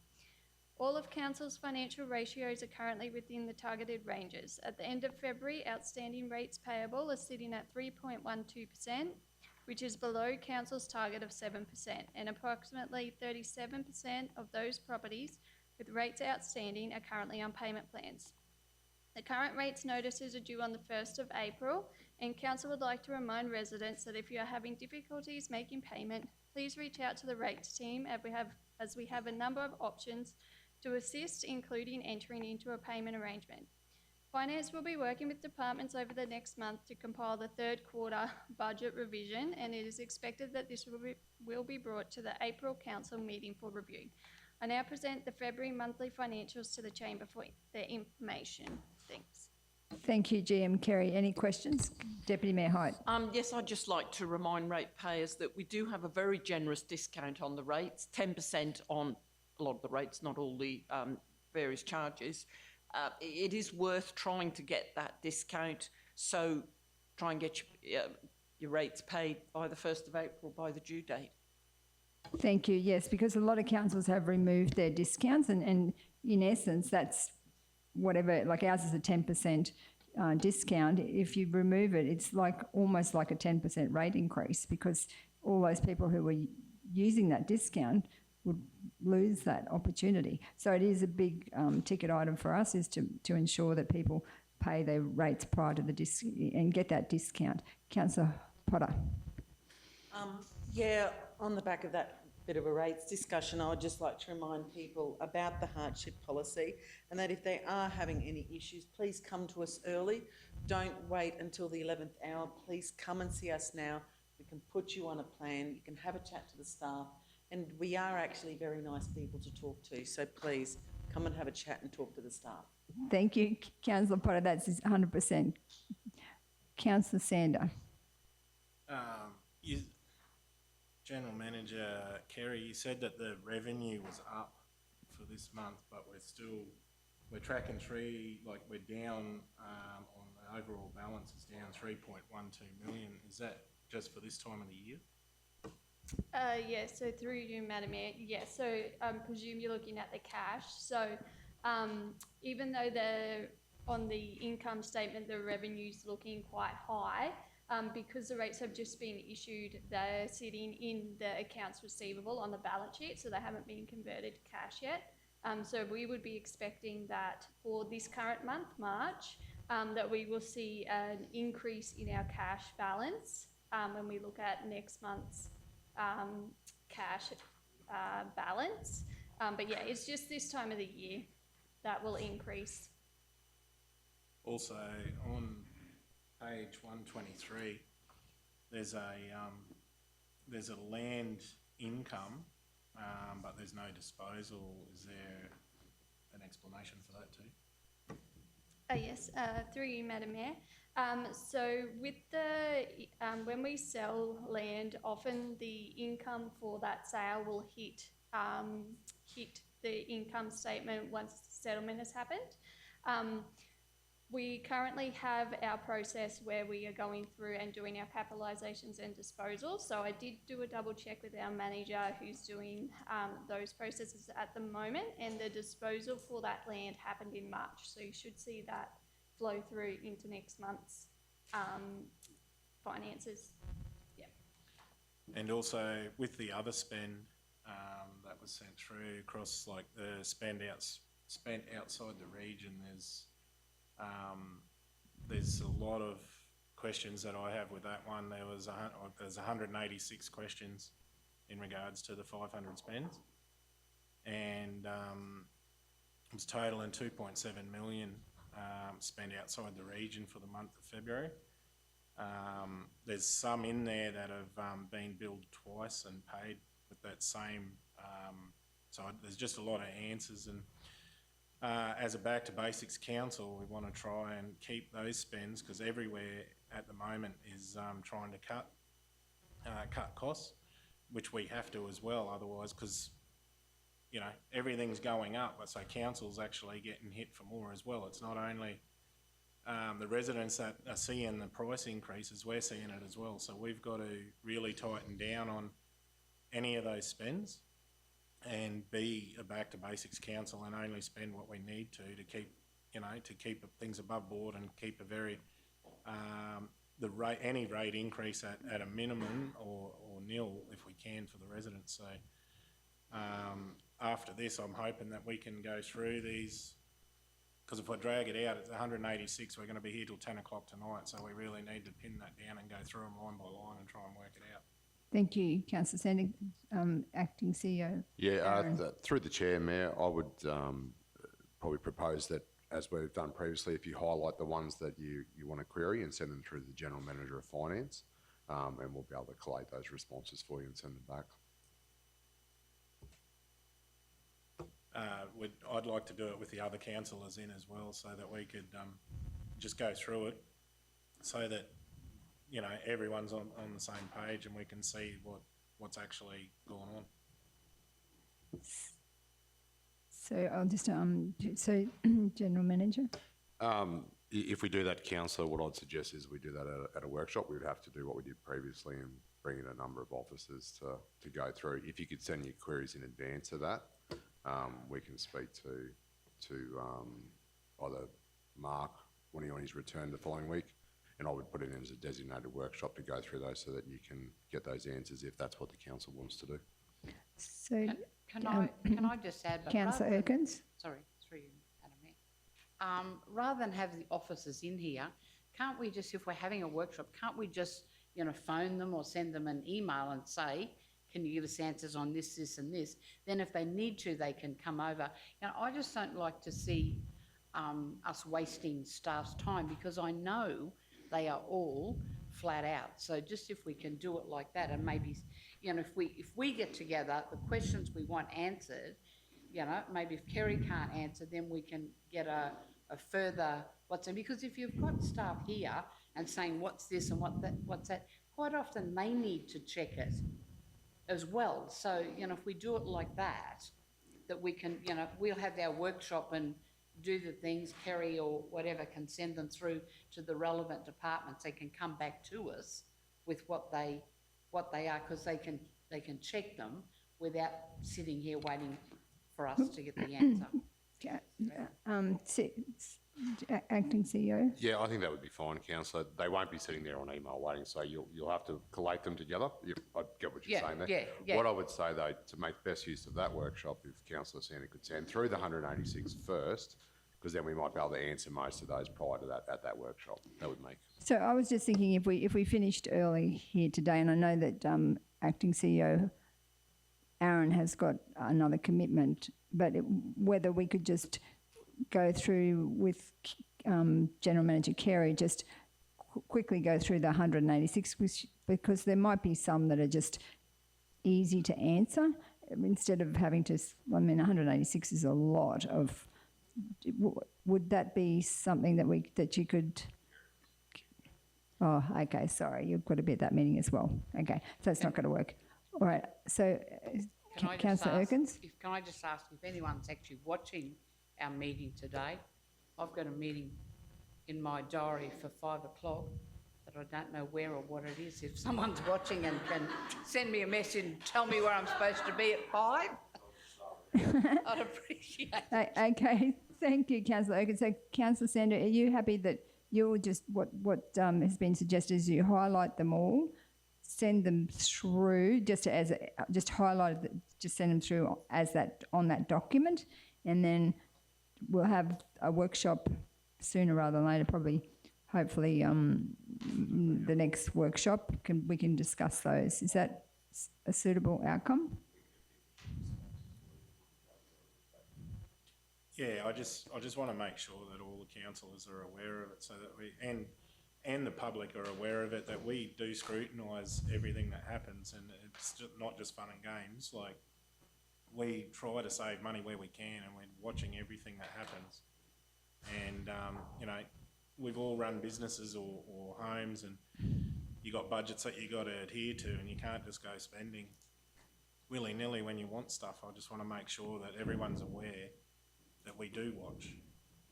Yes, that's exactly right. And thank you, Councillor Sander, for being so diligent and for finding all of those queries, for going through that so carefully and coming up with some queries that we certainly would like to hear answered. So that's you're to be commended for that. So you're happy that you highlight them, send them through to General Manager Kerry, and then hopefully you'll be able to get some quick answers on some of them, and then we can workshop the rest. Is that the process? Yeah. Are you happy with that process, Councillor Sander? Yep. And can that be the next workshop? Through the chair, we'll just have a look at next week's workshop. I believe you and yourself and Councillor Hyde are at Civic Leaders possibly next week. Yes. So if not, it'll be the one the after. week after or somewhere in there. So we'll get them back.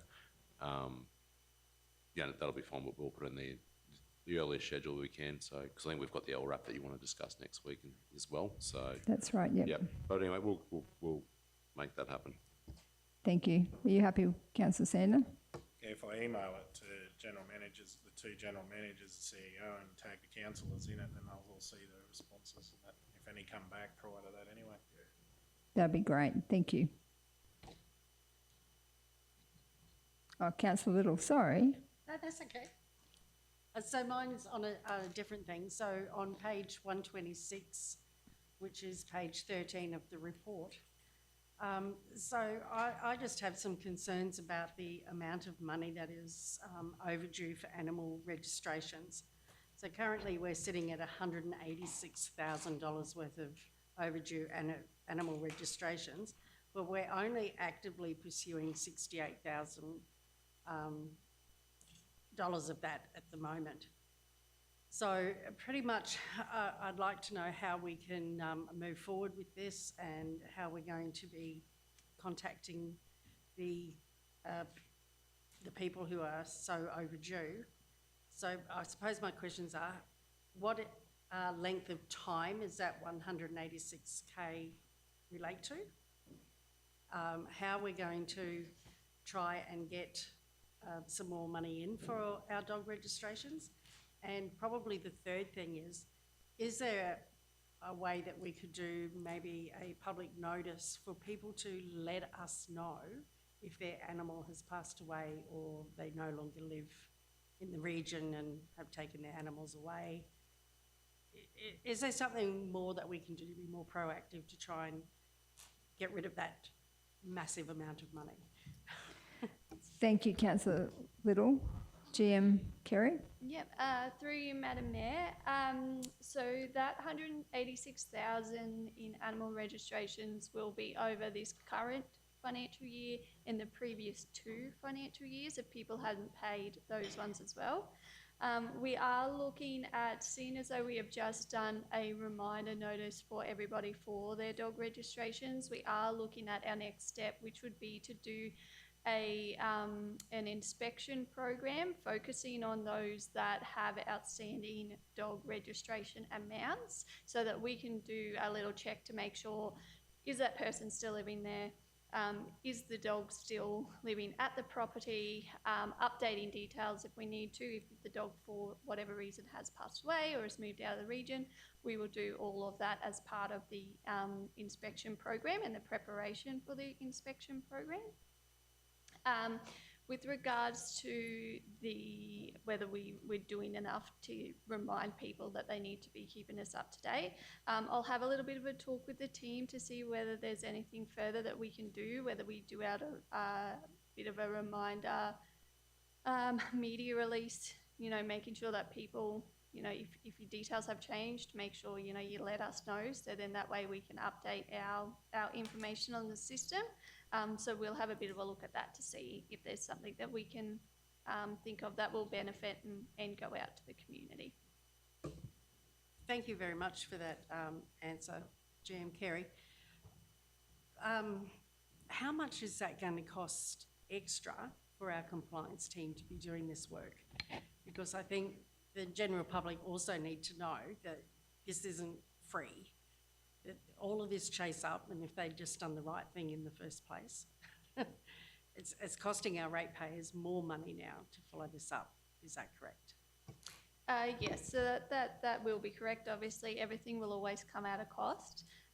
So we will have to have a little bit of a think as a team how we do our inspection program and how we dedicate resources, length of time that we'll devote to that part of the process, because obviously the compliance team still have their other general duties that they're doing as well. So we will have a bit of a look at what the best option is for that to make sure that we can do the inspection program, and then that will most likely come back to council at some point. So then council is aware of what we're doing for the inspection program, what the rough cost will be, and then we can get out to the community that is happening, and that people will be checking. Yeah. So thank you. Thanks. So GM Kerry, just on that one, so that'll come back to council before you go out for the inspection round, and then we put a media release out to let people know that that's happening, so we don't just do random door knocking.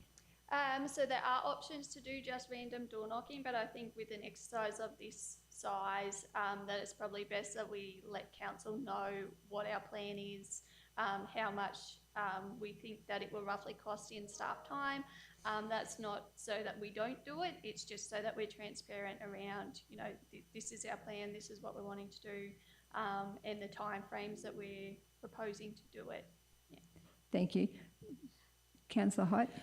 Further to that, I just wanted to mention that we have discussed this at length and talked about whether, at least for ratepayers, it would be quite good if your dog registration could be on your rates bill, that even though it won't affect, if you don't pay it, it won't affect losing the discount. Whether we can make them accrue interest if they're overdue. I think we have to provide some incentives to residents and ratepayers, and also try and minimise the cost. So if it's on your normal rates, it's only one bill and it's less transactions. And, I know an awful lot of dogs, of course, belong to tenants rather than ratepayers, but maybe that would reduce the compliance. So I know Kerry was checking that, General Manager Anderson was checking that out, because I think we do need to look at making it easier. Thank you. So you're investigating that option to put whether we can actually put on our rates notice? So we are investigating the option around whether we can charge interest, all those sorts of things. That was a question on notice from last meeting. We will have a little bit of a check about how or what it would look like if we were to put on the rates notices. Could potentially be difficult, and we also will probably have to have a bit of a look at our responsibilities sort of under the Animal Management Act because it's got very specific about, how we're supposed to do things. So we just need to make sure that, is it actually allowed, and if we can do it, how would that look like? Just to make sure that we're not, not meeting our obligations under the Animal Management Act, because it is very, very clear as to, you've got to give a notice and that sort of thing. So it might not potentially be able to actually go on our rates notice, but we'll have a little bit of a look. So are we also looking at making like a longer periods? I think even a lifetime one for dog registrations. Do we consider that? So in our this current year's budget, we've put in 3-year dog registration, so we did implement that this year.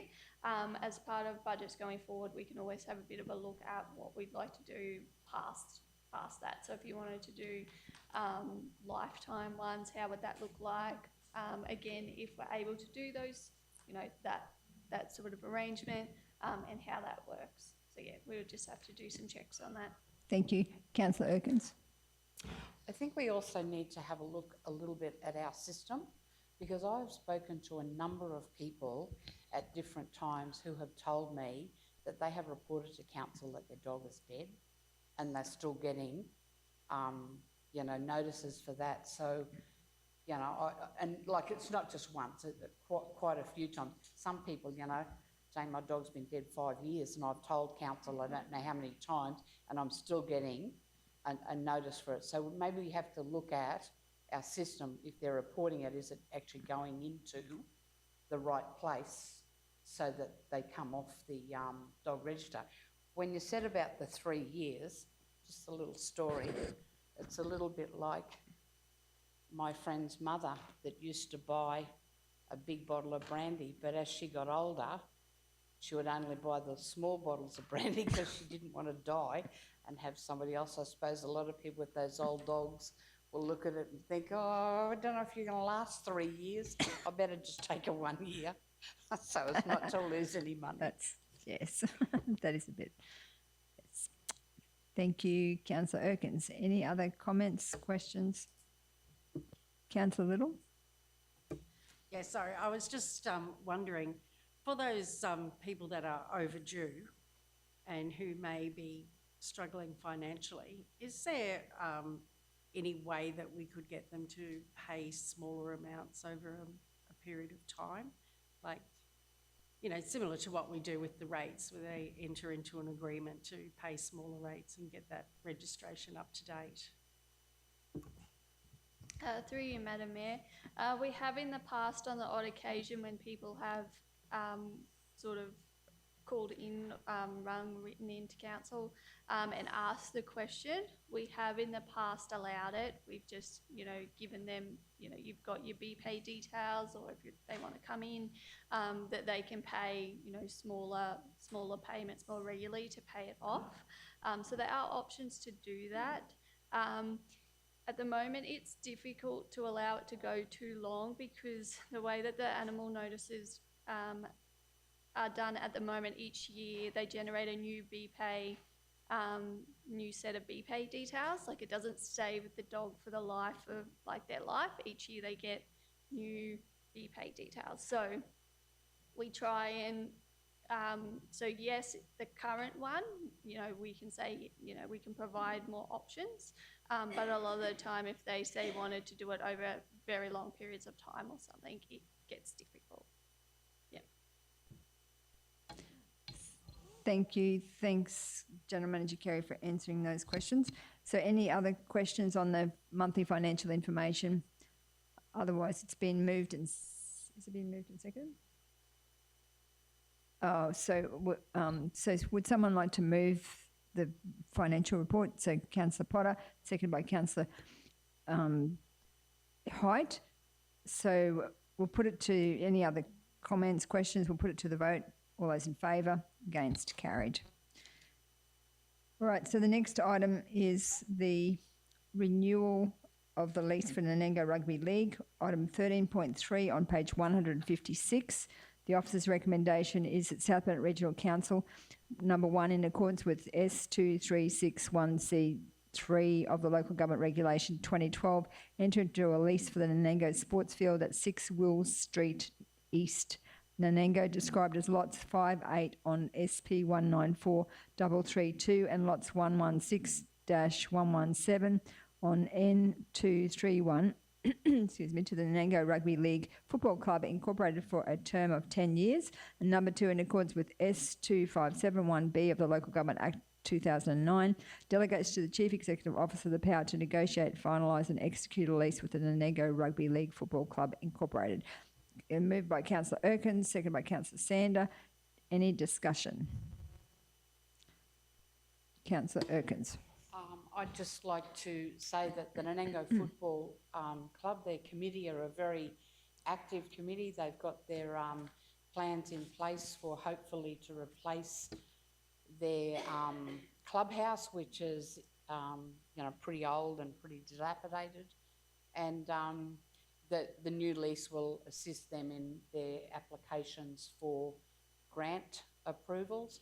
But it's really good to see them doing so well. And just to anyone who is watching out there, they will be having their Easter egg hunt. So make sure you take your kids down with their buckets to collect their Easter eggs. It's a really popular event, and I'm looking for a fast runner to come down and hunt some eggs for me.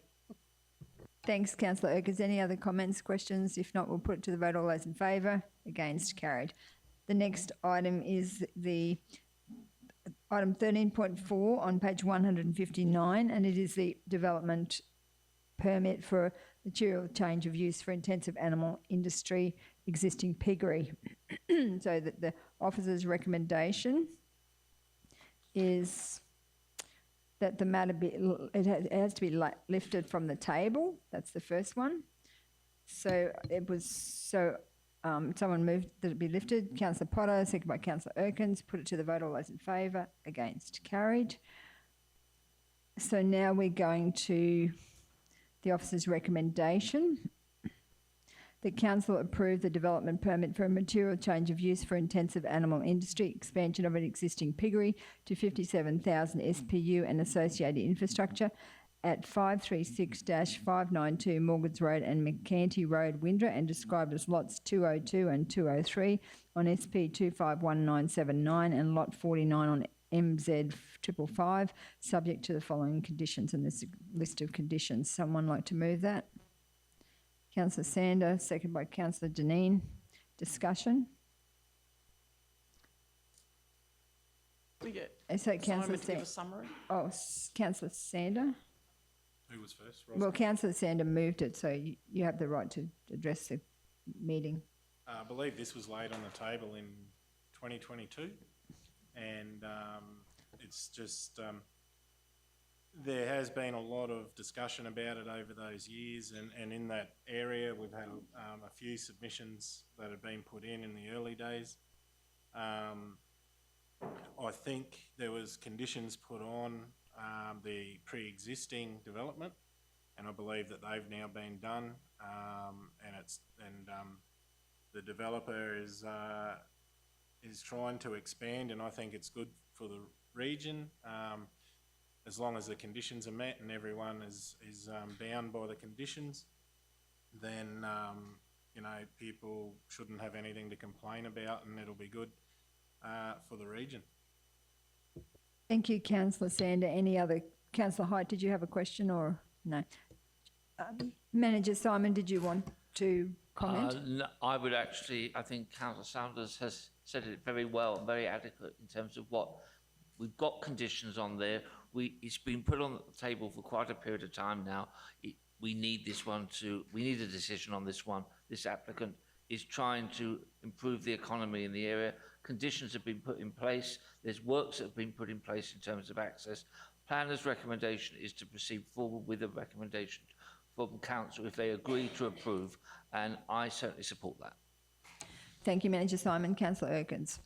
Yeah, I think I was here when they had previous discussions on it, and I believe he has met the prior conditions, and I'm confident that our planning team have put in all necessary conditions to make sure that he does comply.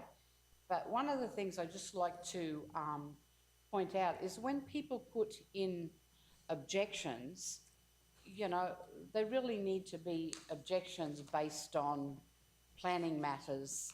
And, we seem to have a lot of objections come in on this that really are not relevant to the thing. And, it's very difficult. While we want to make sure we do the right thing, having objections come in from China, for example, are really not very relevant to what's happening here.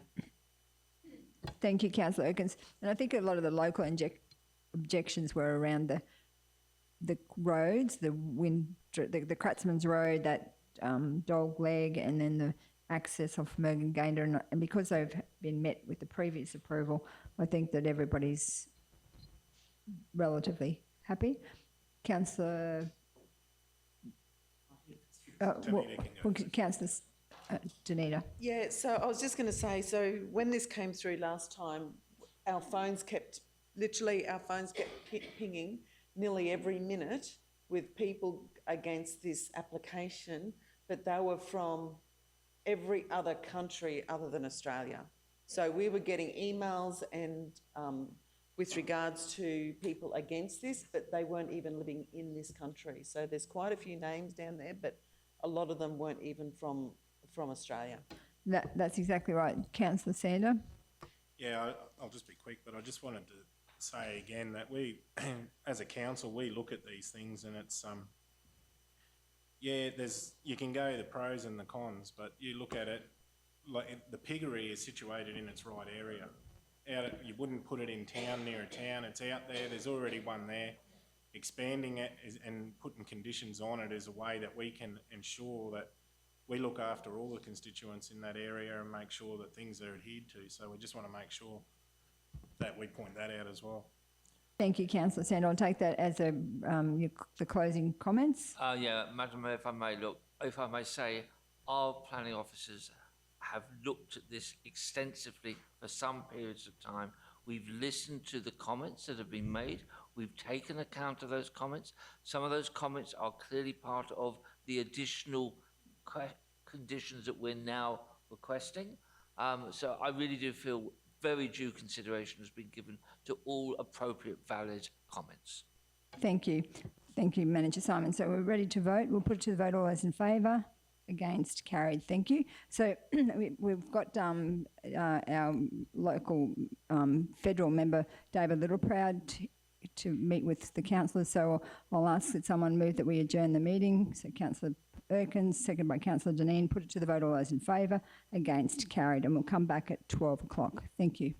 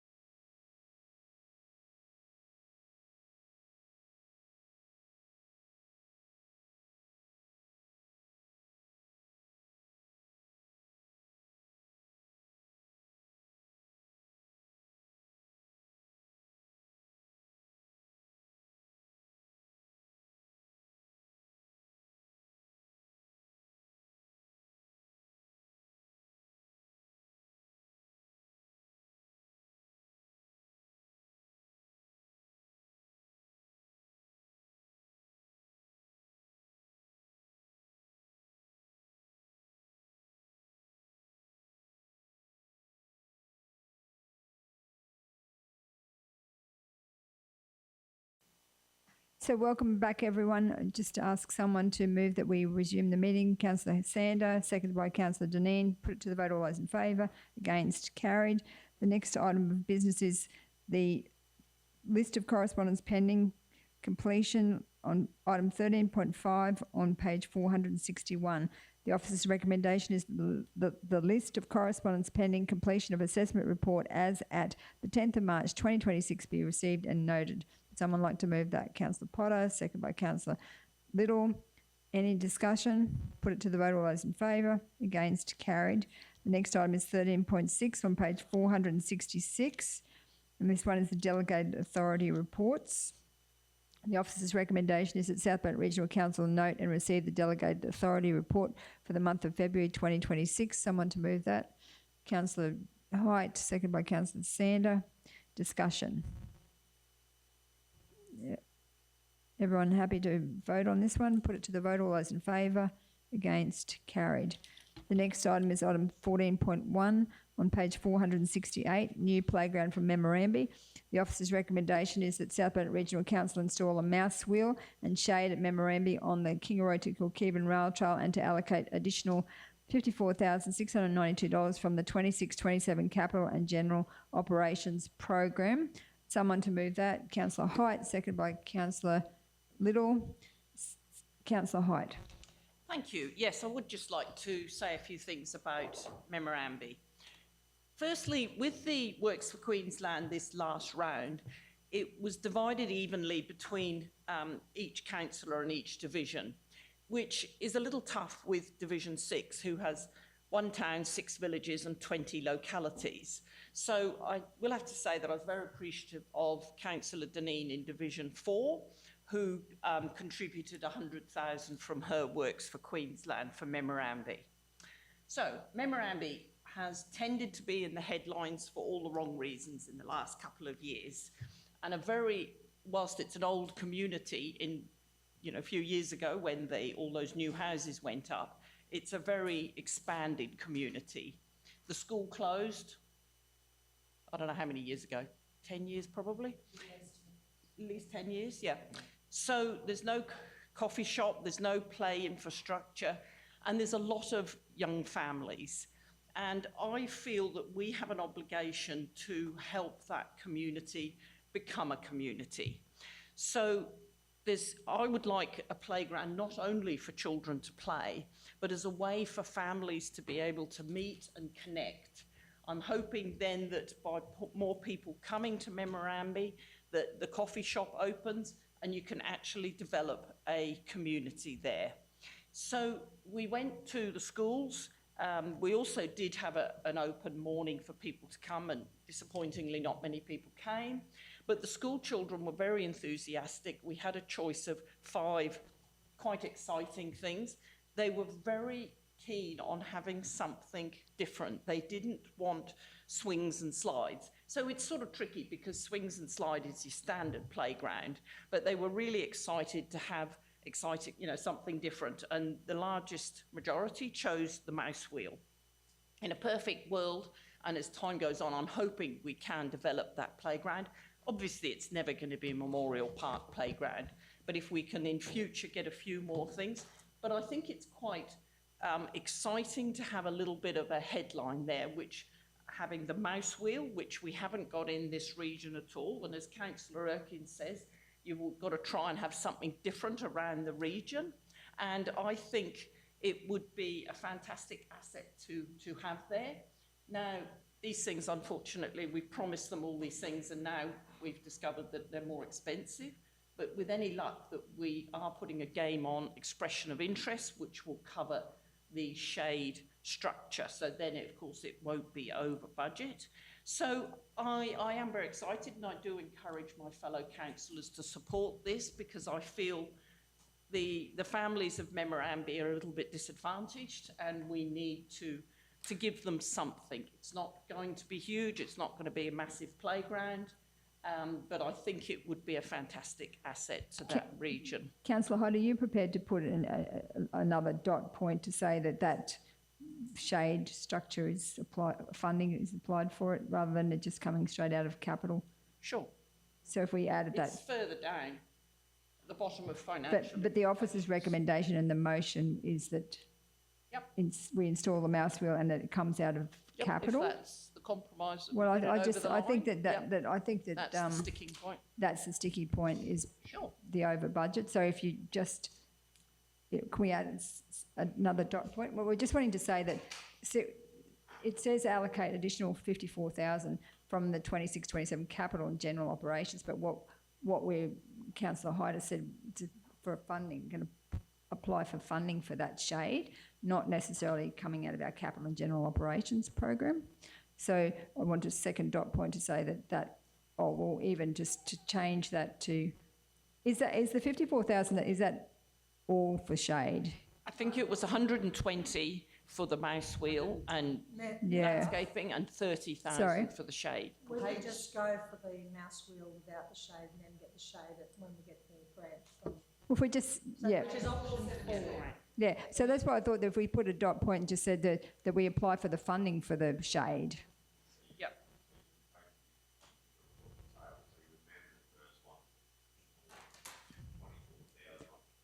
Yes. So, 24,292? yeah, So it's option 4. Anyway, that's what we're doing. yeah. 24,292. And the shade structure hopefully funded from the grant. Yes, and is that matched dollar for dollar, the shade structure, or is that just Manager Leanne, do you know if it's matched dollar for dollar, or is it just? That's correct. The shade sale application that we're applying for under Game On, it is a 50% contribution from council. So if we just put the council submitted funding application for the shade structure, and have you got the price on the shade structure, how much it is? Was approximately 30,000 roughly. That's correct. It's approximately $30,000 for the shade structure because it's also the actual structure itself. It's not just the actual sale. So that 15,000 would need to come out of capital in any case, wouldn't it? That's correct.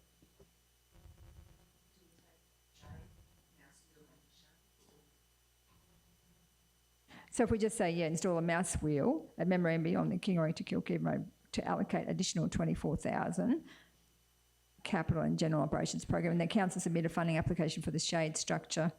Do we want to specify that's the Game On, or council include the shade structure in the Game On funding, or is it already in? Is it included, Manager Leanne? Through you, Madam Mayor, it's at the moment the application is sitting in draft. We're just waiting on approval from our acting CEO here today. But yes, to answer your question, yes, we have included Memorandum shade sale in that application. Thank you. So does that read, is that okay now how it reads, acting CEO, or does we need to add the 15,000 in there? So I would just say that council submit a funding application for the shade structure under the Queensland Government Games On program, and then in any contribution, and make a co-contribution as required. Yep, that's good. And Queensland Government, and make a co-contribution as required. So just Queensland Government Games On program. So just go back to that one and just write Games On. Program. Okay, And that so should be fine. Councillor Hyde, are you happy with that wording? Councillor Little, are you happy with that wording? Yes. As seconder? Okay, so now I think Councillor Hyde has just put her case forward. Any other discussion? So we've got Councillor Erkins. While I agree, I do say that we need different activities at different places to encourage people to go back and forwards. I just want to say, and I understand that Councillor Deneen has put $100,000 towards it. But I just want to point out that while Memorandum is a struggling little town, Council put $2 million towards their finishing off those streets, which then was added on to, I believe, their rates to be paid back, and some we still have not been repaid. There are, according to the census, there were 338 people actually lived in Memorandum, and I just want to draw attention to the fact that there are other communities around, and it's 12 kilometres from Memorandum into Kingaroy, which is a bigger place. But places like Wattle Camp and Bowie and, you know, lots of other places around the area. Wattle Camp, for example, has 543 people live there, and we do nothing for them. We never even think about, I mean, we struggle to have it put onto our community plans. And from there, I don't even know that we've done anything from there. So, you know, there are a lot of these communities, because they're a village, and remember, because they're a village, they also pay less rates than somebody who's in a town area. So while I'm not against it, and I'm very happy with the change that's made, I just want to draw attention to the fact that there are a lot of other people in our region who also don't have a playground or, in fact, anything. So, Thank you, Councillor Erkin. So I just wanted to say that the idea of the Works for Queensland splitting it up, and it's never been done before, was to give every councillor an opportunity to do something for their communities. And I guess that was Councillor Hyde's decision, was to spend it in Memorandum. No, and that was actually Councillor Dineen's, and in all fairness, Councillor Dineen was a very new councillor, and I don't think, you know, she probably realised that she was taking money from her division to put in, and she's probably quite happy with that decision. And as I said, I'm supportive of this, but I also want to make mention that there are other areas, and whereas if I'd have taken $100,000 out of my area to put into some of these different areas, I wouldn't have got things done in the main area, which is people coming. Yeah, but that's what I'm just saying, that you have an opportunity to spend the money in Wattle Camp or wherever, because that's your choice. That was the idea of this Works for Queensland. So one of the other councillors could have given me 100,000. well, it depends on how good you are at your negotiation skills. So, Councillor Dineen, did you have your light on next? Yes, I just wanted to say, yeah, I get where you're coming from, Jane. There are a lot of people at Wattle Camp, those areas, but I believe that the children there have a little bit more space to play in than the children that live in Memorandum. Memorandum is basically house blocks, and it is very close to my division. If I actually had a town, it would probably be Memorandum. If I could, I would shift the boundary over. I have visited some children in a previous life in the foster care system in that area, and there isn't much there for them to do. I think it'll be great to have at least something, because we've already got the seats there and the toilets there, and when people pull up when they're travelling through, it may not even be locals use it as much, but people travelling through, that's where they go. If we can get that shop open again one day, then there's somewhere for the kids to play while the parents are having something to eat underneath the shelter there. So it is interesting that I have swapped the money over, and yes, I was a very new councillor, Councillor Erkins, but in the end, we're still working together and getting an outcome for our kids, and that's important. So, thanks. Thanks, Councillor Dineen. Councillor Sander. So yeah, I was not in agreement with this doing the full amount. I wasn't going to vote for it, but now that it's been changed, I see that we do have a lot of kids across a lot of areas that don't have equipment and stuff, like you got Moffatdale and areas like that. I could have, and Memorandum probably would have never got this without the help of Councillor Dineen and the Works for Queensland money. But I just want to point out that there's a lot of playgrounds that don't have shade on. Across the region, there's a lot of playgrounds that are non-compliant at the moment and that we got to spend a lot of money on. So hopefully we can get some grants to put shade over these areas and the playgrounds and bring them back up to spec. When we first got elected, we said that we wouldn't do anything new, but the Works for Queensland money has helped us with this. And I just hope that if we do put that playground in, that the speed limit will never be lowered because of that playground there. I think it's main roads, so it wouldn't be our it's main roads, yeah. If we put a playground in, I would hope that we don't impact that speed limit, because it's already annoying enough to slow down to 60 through there. I just hope that it doesn't impact the speed limit. I guess that's just through, that would be affected through the whole TAC and the policing and how that looks going forward. I'm not sure. Did you want to comment, Acting CEO? Yeah, through the chair, so that'd be something we wouldn't be able to give you a concrete answer on, councillor, unless it came up in the future.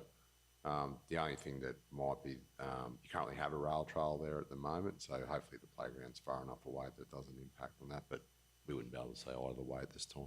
Yep. When we position, can we do some investigation into that before the positioning of the actual playground goes in, just in case there is a certain meterage we need to be away to prevent that from being lowered? So, have you already? I'm not sure how far advanced is it. Can it be put in different spots, or is it was it one particular spot that you've chosen, or? Councillor, we've had a review across our sites, playgrounds, and identify, I think there's five sites for urgent shade structures that we've recommended in the grant. They have, and when you put them into the grant, you do need to nominate their location. So if we want to change the location, if we're successful with the expression of interest, we would do it at the application stage. So you might decide that playground A is not where you want the shade structure. You might want it at playground B in another town. My recommendation is that's where you would make the change. In regards to the playground equipment, we have submitted a request for the playground equipment to go to Pioneer Park. It's in urgent attention for replacement in Menango. So, yeah, it might be a little bit harder to change the new playground site, but certainly the shade sales is something that we could look at. No, we're just talking about the mouse in Memorandum. Where would it? Can we shift it to different spots? Because what Councillor Sanders worried about is that if your mouse is too close to the road, that it might change the speed limit. Oh, it's. Did you have a look at the site map in the report? So it's on the other side of the amenities. If you are going to locate it further to the west on the other side of the actual trail, yes, we could have a look at that, but then you're moving further away from the actual picnic shelter. And when we were down there talking, we were thinking that the picnic shelter was a great facility for parents to sit under in the shade and utilise that current facility. But if you go over the other side, the rail trail, you're potentially going to have to look at additional seating closer to that piece of equipment. I think what Councillor Sanders is asking, and I guess you wouldn't be able to answer that, is what distance would a playground have to be from a road before they consider changing the speed limits? Acting CEO? Through the chair, so what I'd recommend is that we just do a desktop assessment prior to that and have a discussion with TMR whether they think that would be a material change in that area. Generally what will happen is when an environment like Memorandum, which is 60, and we've had trouble in other towns who've asked for the speed limits to be reduced, it's actually harder than it looks. So there would have to be an environmental change where there's a risk increase or there's repeated incidents. So what we would do is talk to TMR first via James, just to see if we think that would be an issue. If we don't believe it would be an issue, we would proceed in the current location. If it is an issue, then we would talk to Ros about probably relocating it somewhere. Because I know that the thank you, Acting CEO, the one in Rurulan, they put the fence around it, but prior to that it was open, and I don't think that was anything to do with what the speed limit was at the time. I think it was just about the number of houses, the residential Next to the area. car park. Yeah, but anyway. It also has, it's got another road. I agree with you, because further down the track they potentially would want a fence around it because Hopefully not. of the issues around being close to a road. Councillor Dineen? I did try to get mentioned at one of the meetings, trying to get the Rurulan one down to 50 k's. Sorry, you don't agree. Rurulan, because the young person that was killed there was the same age as one of my children, playing with the ball next to the road, and I always thought it should be 50 k's. And they just said because of the lengths, because of the policing of it, they didn't really want to do it. I think all places like that should be 50 k's. Thanks, Councillor Dineen. Councillor Sander? Yeah, my concern was around those issues, but I was, you know, we're in the planning stage, and if it makes a difference between 2 to 3 metres moving it one way to prevent issues, then we need to think forward ahead and do that so that we don't impact everyone down the track. 100% agree. And, Yep. and then within a year, you'll probably get someone that will want a fence around it, which is okay, but we don't have the money right now to do that. Yeah, that's exactly right. Yep. So I might get, if there's no other comments, Councillor Height to exercise her right of reply. Sure, thank you. Just wanted to clarify a couple of things. With the benefited area, and this is going back in history, but for those that aren't aware, what happened was that the developer built all these houses. He didn't do any of the infrastructure. There was no roads, no water. Council could either have left it and the whole place stayed empty forevermore, or council declared it a benefited area. And so those ratepayers have actually paid for those roads in there. But because of that, Memorandum was very much in the front page of the Courier Mail, or probably not the front page, back page, and sort of developed something of a bad reputation during that, because a lot of house owners had to pay, I think it was an extra 30,000, Yes. and they weren't very happy about it. And yeah, it ended up tarnishing Memorandum to a certain degree. With the picnic shelter, I would just add that that was actually paid for by the Warrulan Lions Club, who are keen to try and, look after Memorandum. That wasn't paid for by council. Council paid for the toilet, I think, I'm pretty sure they did, but not that shelter. And Jane, Councillor Erkins, I certainly take your point of view about people living in localities, but the way it's designed is Memorandum is a village, and Sandy Ridges, Wattle Camp, all of those are localities.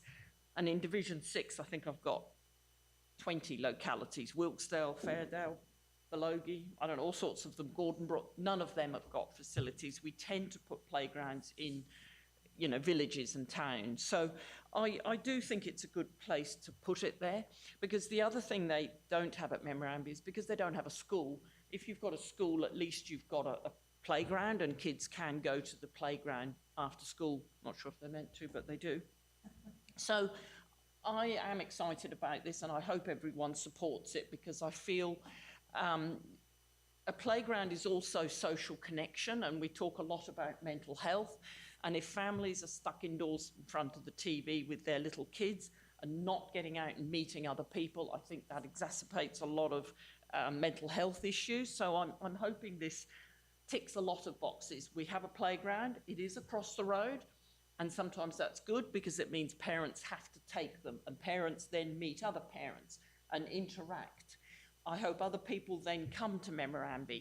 There's then enough business to open that little shop, and people develop a connection, and then they make maybe a play group there, all sorts of things. But you have to start somewhere, and to me, starting somewhere is starting this playground, which at this stage is one item, which isn't perfect. We would love it to be, Memorial Park. Well, that's not going to happen. But I am excited that I believe this will start something in Memorandum and give Memorandum a good name and something exciting for Memorandum, rather than it being tarnished with all the issues with the benefited area.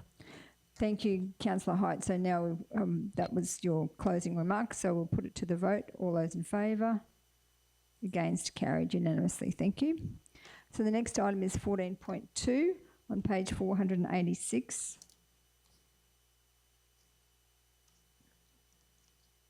And this one is the rehabilitation study on koala habitat on Burrendown Road, Kingaroy. And the officer's recommendation is that South Bend Regional Council, 1, remove the surface rubbish from site and treat weeds to make easier access for future tree planting by community volunteers. And 2, work with the community to apply for funding for mulching of long grass, planting and maintaining seedlings to rehabilitate part of lot 331 FY 578 Burrendown Road for koala habitat. So, Councillor Potter. Well, so Councillor Potter is going to... I would like to actually, before we vote on this one, I've got an alternative motion for this one, please, Madam Mayor. So I'd like to move the motion. So remove the surface rubbish from site, point 1, and point 2, that council seek expression of interest from incorporated community groups to maintain and rehabilitate part of lot 331 on FY 578 Burrendown Road for koala habitat. Okay, so that's been moved by councillor Potter and seconded by councillor Erkins. So, councillor Potter, did you want to speak to that motion? Yeah, thank you, Madam Mayor. Look, we all know the issues we've had in that particular area.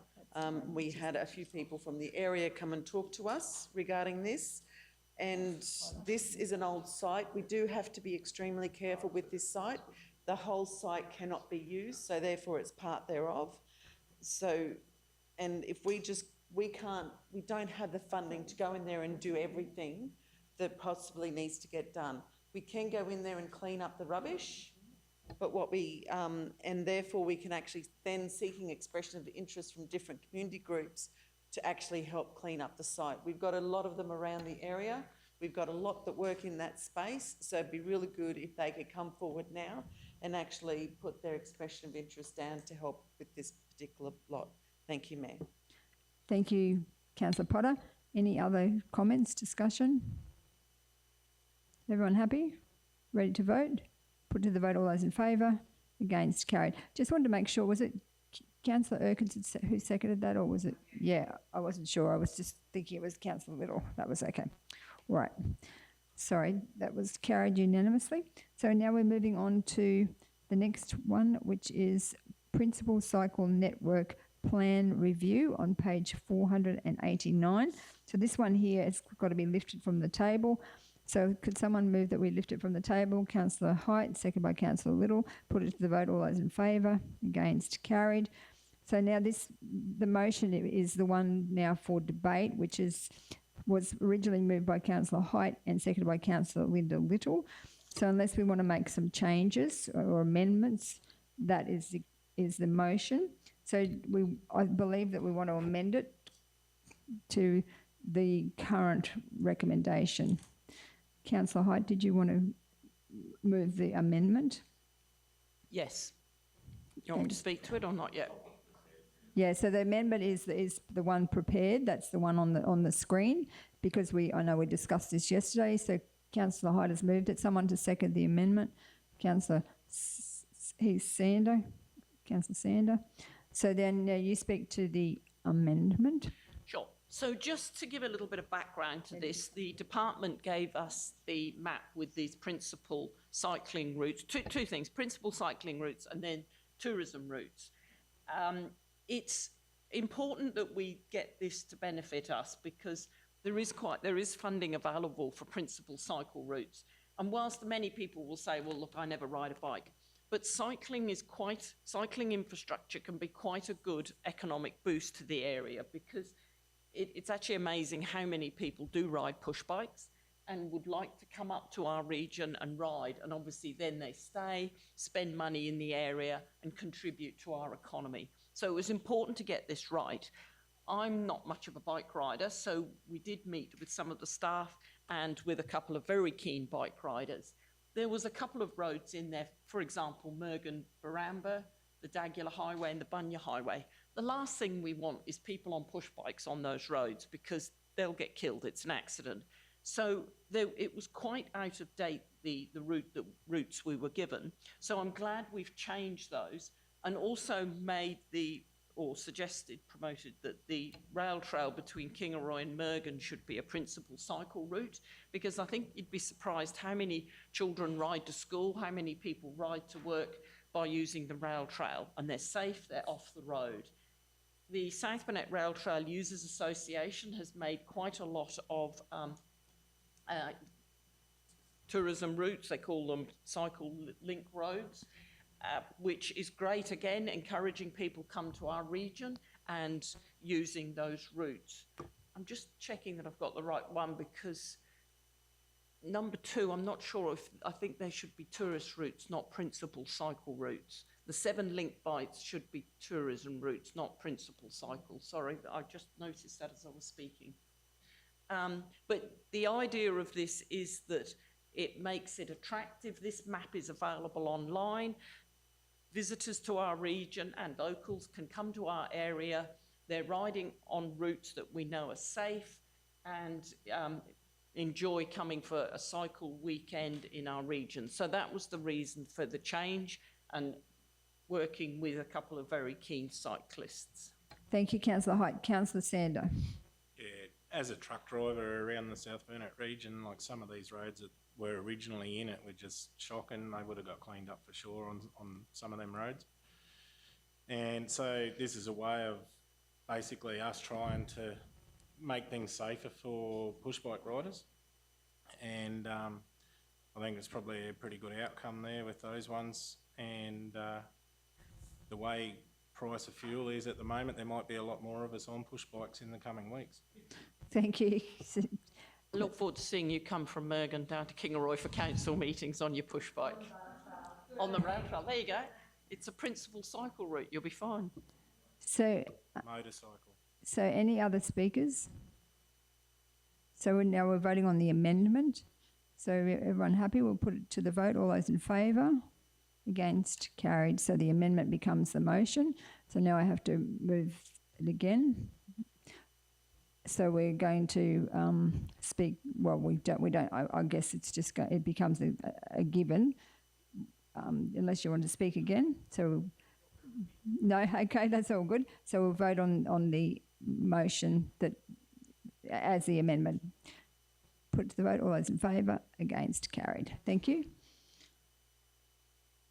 So now we're moving on to the questions on notice. Thanks, James. I'm sorry that you didn't get a chance to even speak on that. I know that you've done all the work, so thank you very much for the work that you've done putting that all together. It must have been quite a headache, because I know that Councillor Height has sort of was almost created like a nightmare of stuff. But anyway, I say that with the greatest respect, but I thank you for navigating and getting an outcome that everybody's happy with. So thank you. So the next item is item 15.1 on page 532. It's a question on notice. And that one there was from 532. Councillor Sander. So are you happy with the response that you got to that question on notice, Councillor Sander? Yes, ma'am, but I was wondering if I could raise a motion from the floor as well, if we could, from that answer. Yes. Could the South Burnett Regional Council investigate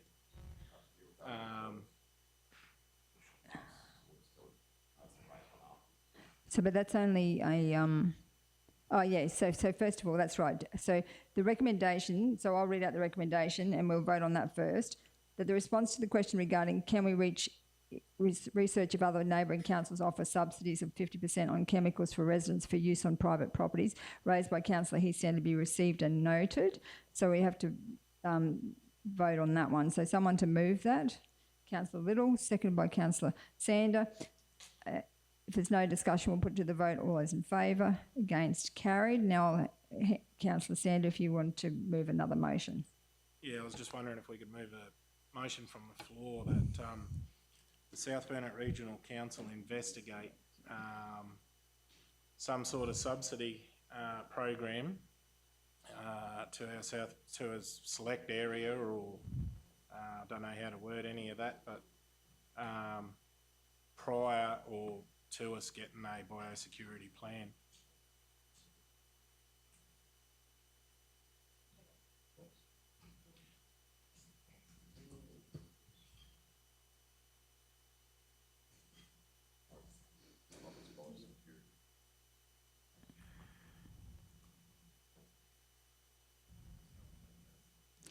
So the council investigated a subsidy program for chemicals as part of its biosecurity plan. That's been moved by Councillor Sander. Someone to second that? Councillor Potter. Councillor Sander. Yeah, once we received this information and it came out from the other councils, and after discussions yesterday, it was said at some point that we would have to have a biosecurity plan in place first and get that committee to instigate this.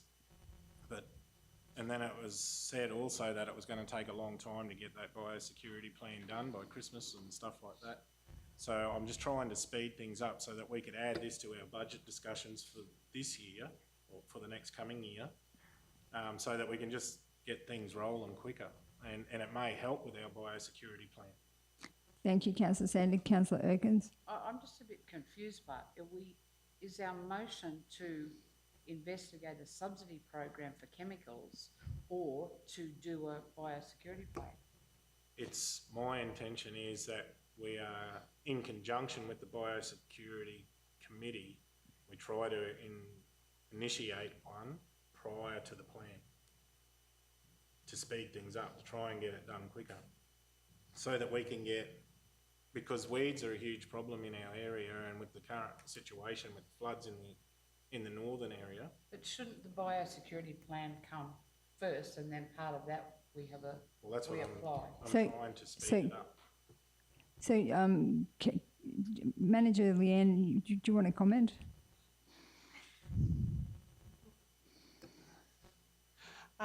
Thank you, through you, Madam Mayor. Yes, a subsidy program for chemicals would be very beneficial for landholders, and I think we've been even talking about that through our disaster management environmental group, that there is going to be some severe weed outbreaks throughout the region.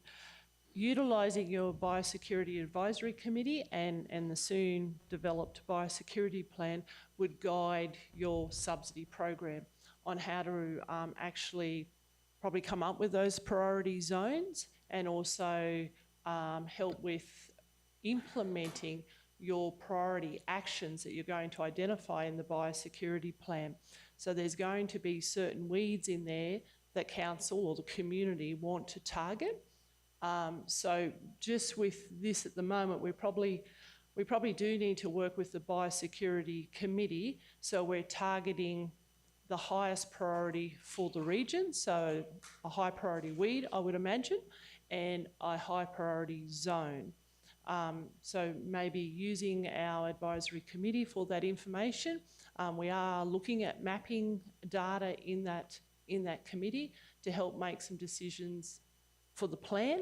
So yeah, it would be beneficial probably to utilise that. But I certainly appreciate what Councillor Sander is recommending here, is to start those discussions. What would a subsidy program look like? How much? How would we roll that out? And have that considered as part of our budget process. And also, I think it's beneficial to also have it considered as part of your biosecurity plan, that council's got an appetite for potentially, if this gets up, to consider subsidising landholders. Yeah, okay, I understand Yep. now. I just thought it was two things and they weren't really together, but I can see now. Thank you, Councillor Erkins. So, any other discussion? Sorry. Should that say primary producers as opposed to just subsidy program for chemicals for primary producers? For rural Is it for? It might be. rural properties. It could be. It could be people in town. For all we don't know, do we? At this point, or did you? I mean, I guess it's up to Councillor Sander whether he particularly wanted it for primary producers, or do you want it for? Maybe we say specifically or intentionally for rural property owners. Well, Through you, roads, Madam we do Mayor, ourselves. it probably just needs to remain open, because if we're targeting a zone, it won't really matter who lives in that zone. So a small acreage of, 5 acres, and living next door to someone that's got 100 acres, well, we want to pick up that 5 acres. So I like the idea what Councillor Sander is suggesting is those priority zones, so it won't matter who lives in the zone. Yep. Okay. Are you happy with that now, as is, Councillor Sander? Still sort of worded a little bit wrong at the end, because I don't want to wait until, because like Christmas time, before the biosecurity plan's done, is too late. It has to be part of the biosecurity plan, because we can't do it without the biosecurity plan. Well, really, it might assist.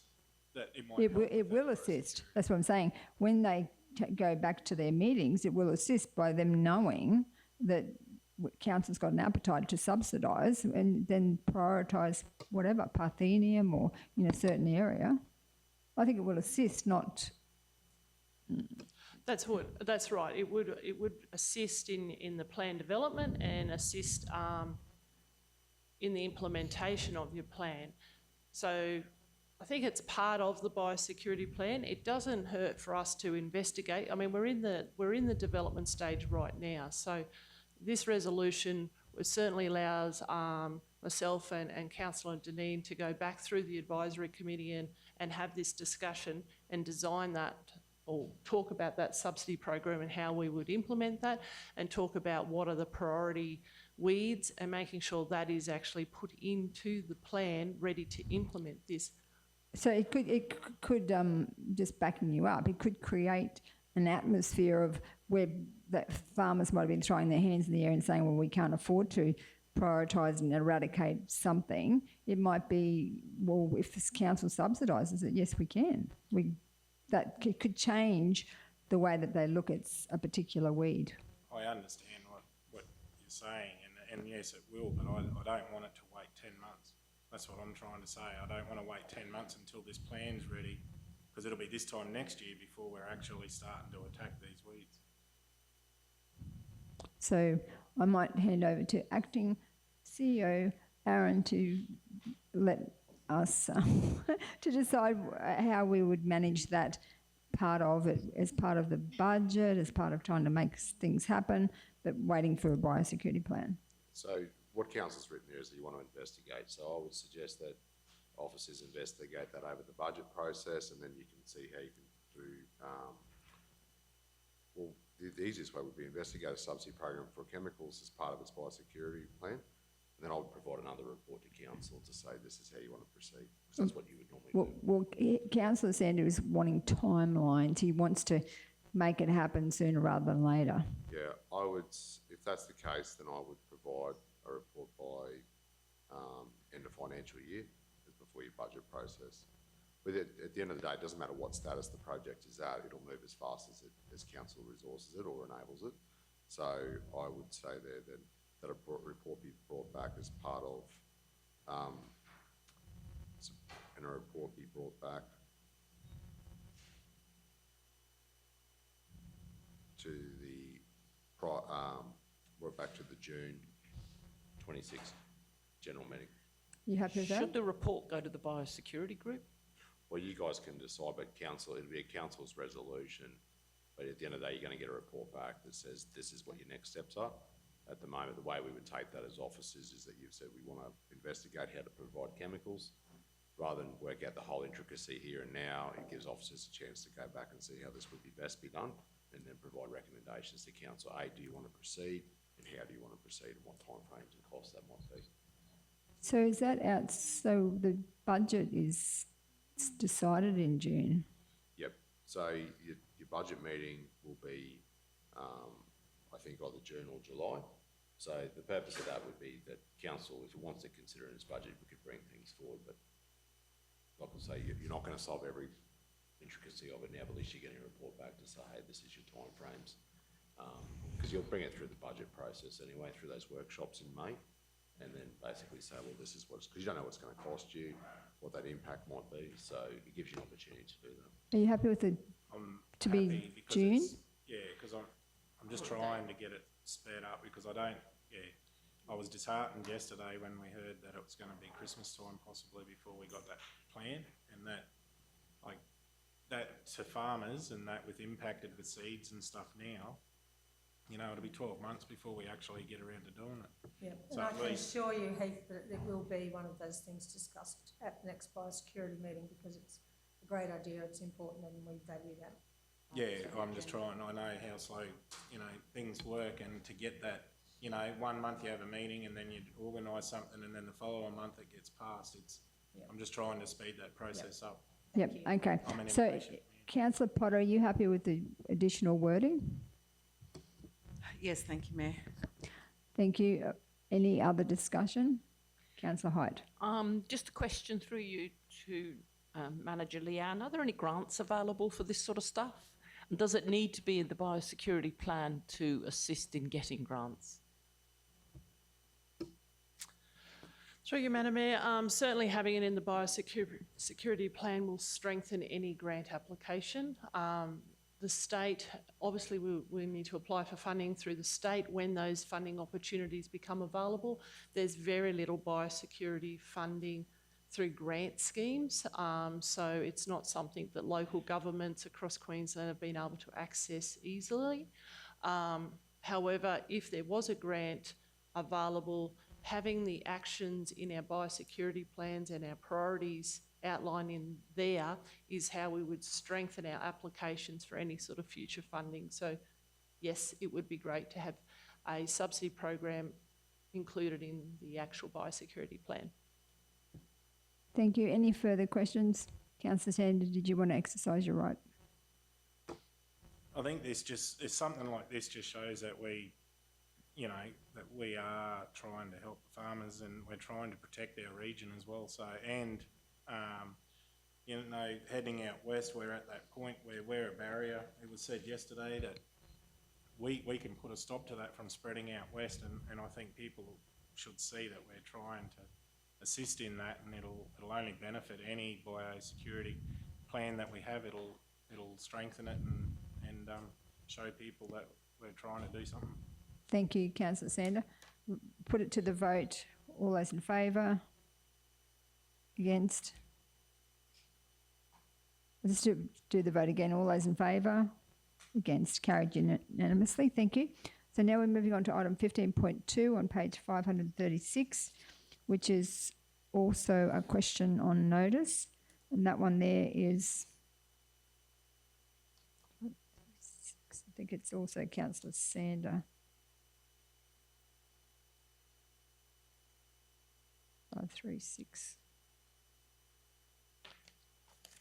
Okay, so this, sorry, I'll just go off the screen. That the response to the question regarding various expenses raised by Councillor Heath Sander be received and noted. Would someone like to move that? Councillor Sander, second by Councillor Little. So discussion. So Councillor Sander, are you happy with the response? Yes, Mayor, but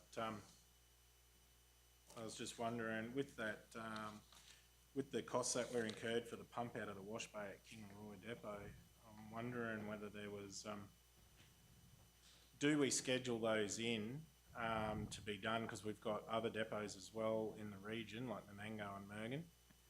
Do we schedule those in to be done at the same time, so it's one run, one cost for the transport? And do we send that out to tender, or do we just get that company to do it at that price? So is it, someone can answer that, or otherwise we'll have to put that as another question on notice. So Take it on. It'll be a question on notice. So that's Mayor. another question on notice? Yep. I just note that the General Manager of Finance has given some information too in your email this morning, just for reference for those who haven't seen it, but we'll take those as a question on notice as well, Councillor. Being there was 7,000 litres, I believe, sent from the Kingaroy Depot. I'm just wondering whether all that was contaminated or whether we can reduce that amount so that we can pick up the 3 depots and do one trip. So you're happy for that to be a question on notice? So any other discussion around this particular item? If not, I'll put it to the vote. All those in favour? Against? Carried. So now we're just going to move into confidential, but I think Councillor Sander was going to declare another conflict of interest.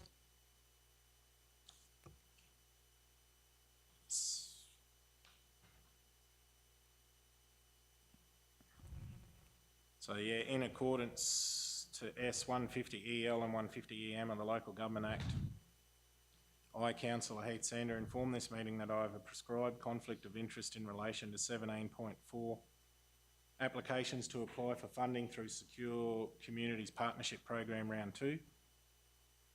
And the nature of my interest is due to myself being the President of the MBDA Mergen Business District Association, and due to my position as a business owner in that vicinity.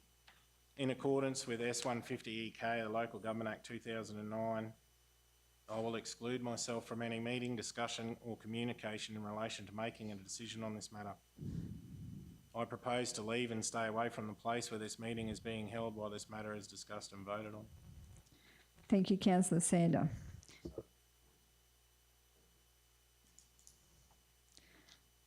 Thank you. So now before you go, we're just going to move into confidential. And the reason why we're moving into confidential is we've got item 17.1 Mergen and Wandai Community CCTV cameras, item 17.2 Flood Recovery Management 2026, item 17.3 sale of land at 64 to 66 Burrow Street, Wandai, being lot 39 on SP 212971. Item 17.4 applications to apply for funding through Security Communities Partnership Program Round 2. Item 17.5 renewal of the licence to occupy for Area 10 at the Wandai Aerodrome.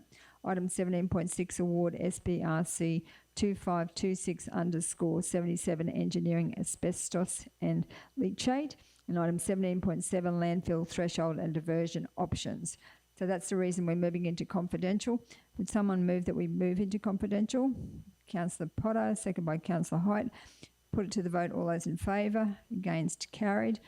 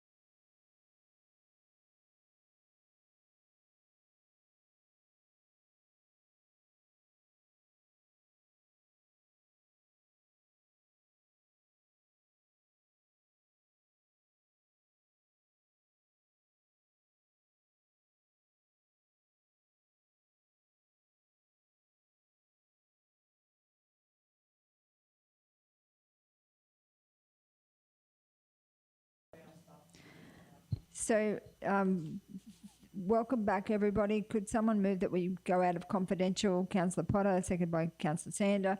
Oh. Put it to the vote. All those in favour? Against? Carried. So we're going to, like a procedural motion, that we deal with item 17.4 straight after 17.1, so Councillor Sander can leave the room and then come back for the remaining sections. So would someone move that we, Councillor Sander, you stay in till we do this procedural motion and then we put you out.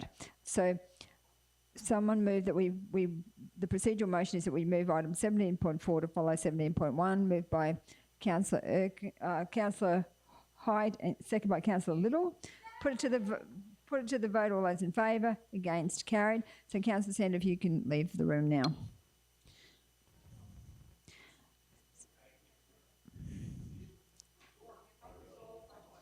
So the first item is item 17.1 on page 4 of the confidential agenda. So the officer's recommendation, that we lift this matter from the table. So that's moved by Councillor Hyde and seconded by Councillor Dineen. Put to the vote. All those in favour? Against? Carried. So now we're moving on to the officer's recommendation is that South Bennett Regional Council delegates to the Chief Executive Officer to negotiate the transfer of ownership and control of the Wandai and Mergen CCTV infrastructure to Council. And number 2, Council delegate to the Chief Executive Officer to negotiate the ongoing maintenance of the system until the 30th of June 2026 with existing suppliers or alternative suppliers where agreement can't be reached. Someone to move that? Councillor Hyde, seconded by Councillor Dineen. Any discussion? Councillor Erkins. I'd like to speak against the motion. I don't believe that it is a responsibility of council to have security, to have cameras in the business district. We don't have them covering other sections. We don't have them covering houses. We know in particular areas that people have been broken into numerous times. We don't have ratepayer funded cameras there.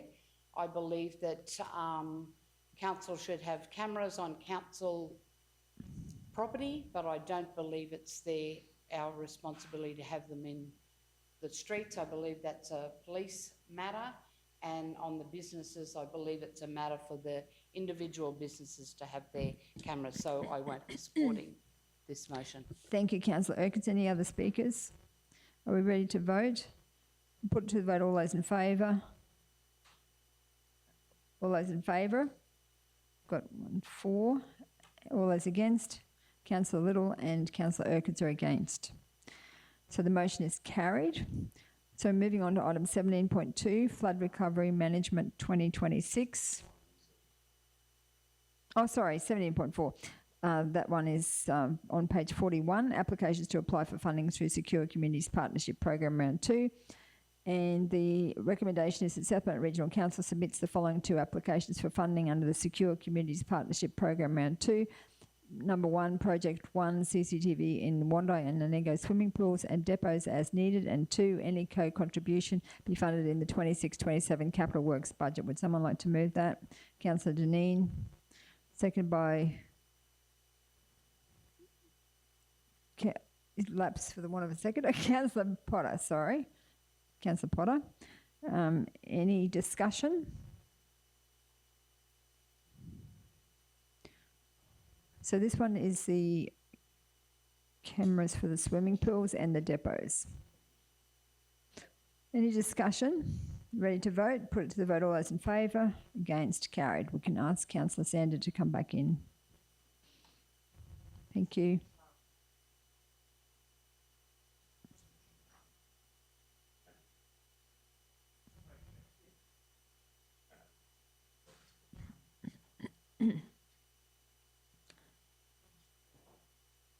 So now we're up to item 17.2 on page 33 of the confidential agenda. So the officer's recommendation is that South Bennett Regional Council delegate to the Chief Executive Officer to negotiate the inclusion of project management and damage assessment service for the declared disaster activation, Queensland monsoon trough cyclone Koji and severe weather commencing 24 December 2025 with Red Frost Proprietary Limited under the current contract number SBRC Q2425_50. Someone like to move that? Councillor Little, seconded by Councillor Erkins. Any discussion? If not, put it to the vote. All those in favour? Against? Carried. The next item is 17.3 on page 36 of the confidential agenda. The officer's recommendation is that South Bennett Regional Council delegate to the Chief Executive Officer to list the property for sale on the open market with a local real estate agent. Someone to move that? Councillor Sander, seconded by Councillor Little. Any discussion? Put it to the vote. All those in favour? Against? Carried. The next item is 17.5, renewal of the licence to occupy for Area 10 at the Wandai Aerodrome on page 62 of the confidential agenda. The officer's recommendation is that in accordance with S2361C3 of the Local Government Regulation 2012, Council enters into an agreement for the occupation of Area 10 at the Wandai Aerodrome, part of lots 3 and 5 on RP 83496 for a term of 10 years at current market rent with periodic rent reviews for the term of the agreement. And number 2, in accordance with S2571B of the Local Government Act 2009, delegates to the Chief Executive Officer the power to negotiate, finalise and execute the agreement. Would someone like to move that? Councillor Sander, second by Councillor Height. Any discussion? Put it to the vote. All those in favour? Against? Carried. The next item is 17.6, award. This is asbestos and leachate on page 64 of the confidential agenda. The officer's recommendation is that South Bennett Regional Council engages SMEC Australia Proprietary Limited for the value of $128,954.43 excluding GST for the delivery of tender SBRCQ 2526_77- engineering services asbestos cell and leachate collection. And number 2, delegate under S2571B Local Government Act Queensland 2009 to the Chief Executive Officer the power to negotiate, amend and execute the contract on terms and conditions that are acceptable to Council. Would someone like to move that? Councillor Deneen, seconded by Councillor Sander. Any discussion? Put it to the vote. All those in favour? Oh, sorry. Councillor Sander. As a question on notice for that, who are they? I just want to find out who they are. I can answer that as best I can. So SMEC is a large company, so they're one of the bigger companies in Australia. They do, if you have a look at their website, Councillor, I think they actually might even be international as well, but they have offices obviously all over the state. But they do the same as an Oricon or an ACOM, those sort of companies, so they would have a range of portfolios that they would offer through engineering, environmental management. So if you check their website, it's probably the easiest way to answer it. Very, very big company. Thank you. Thank you for the question and the answer. So now we're moving on to the vote. Are we ready to vote? Put it to the vote. All those in favour? Against? Carried. Moving on to 17.7 on page 66, licence threshold and diversion options. The officer's recommendation, the South Bennett Regional Council. So I move that this lay on the table. So, seconded by Councillor Height. So there's no discussion. So put it to the vote. All those in favour? Against? Carried. Thank you. Thank you, everyone. That completes the agenda. It's been a big day, so thank you to the councillors, senior staff and those who are still listening online. Thank you for your patience, and if you're out there listening, you are amazing. So thank you, and we'll close the meeting.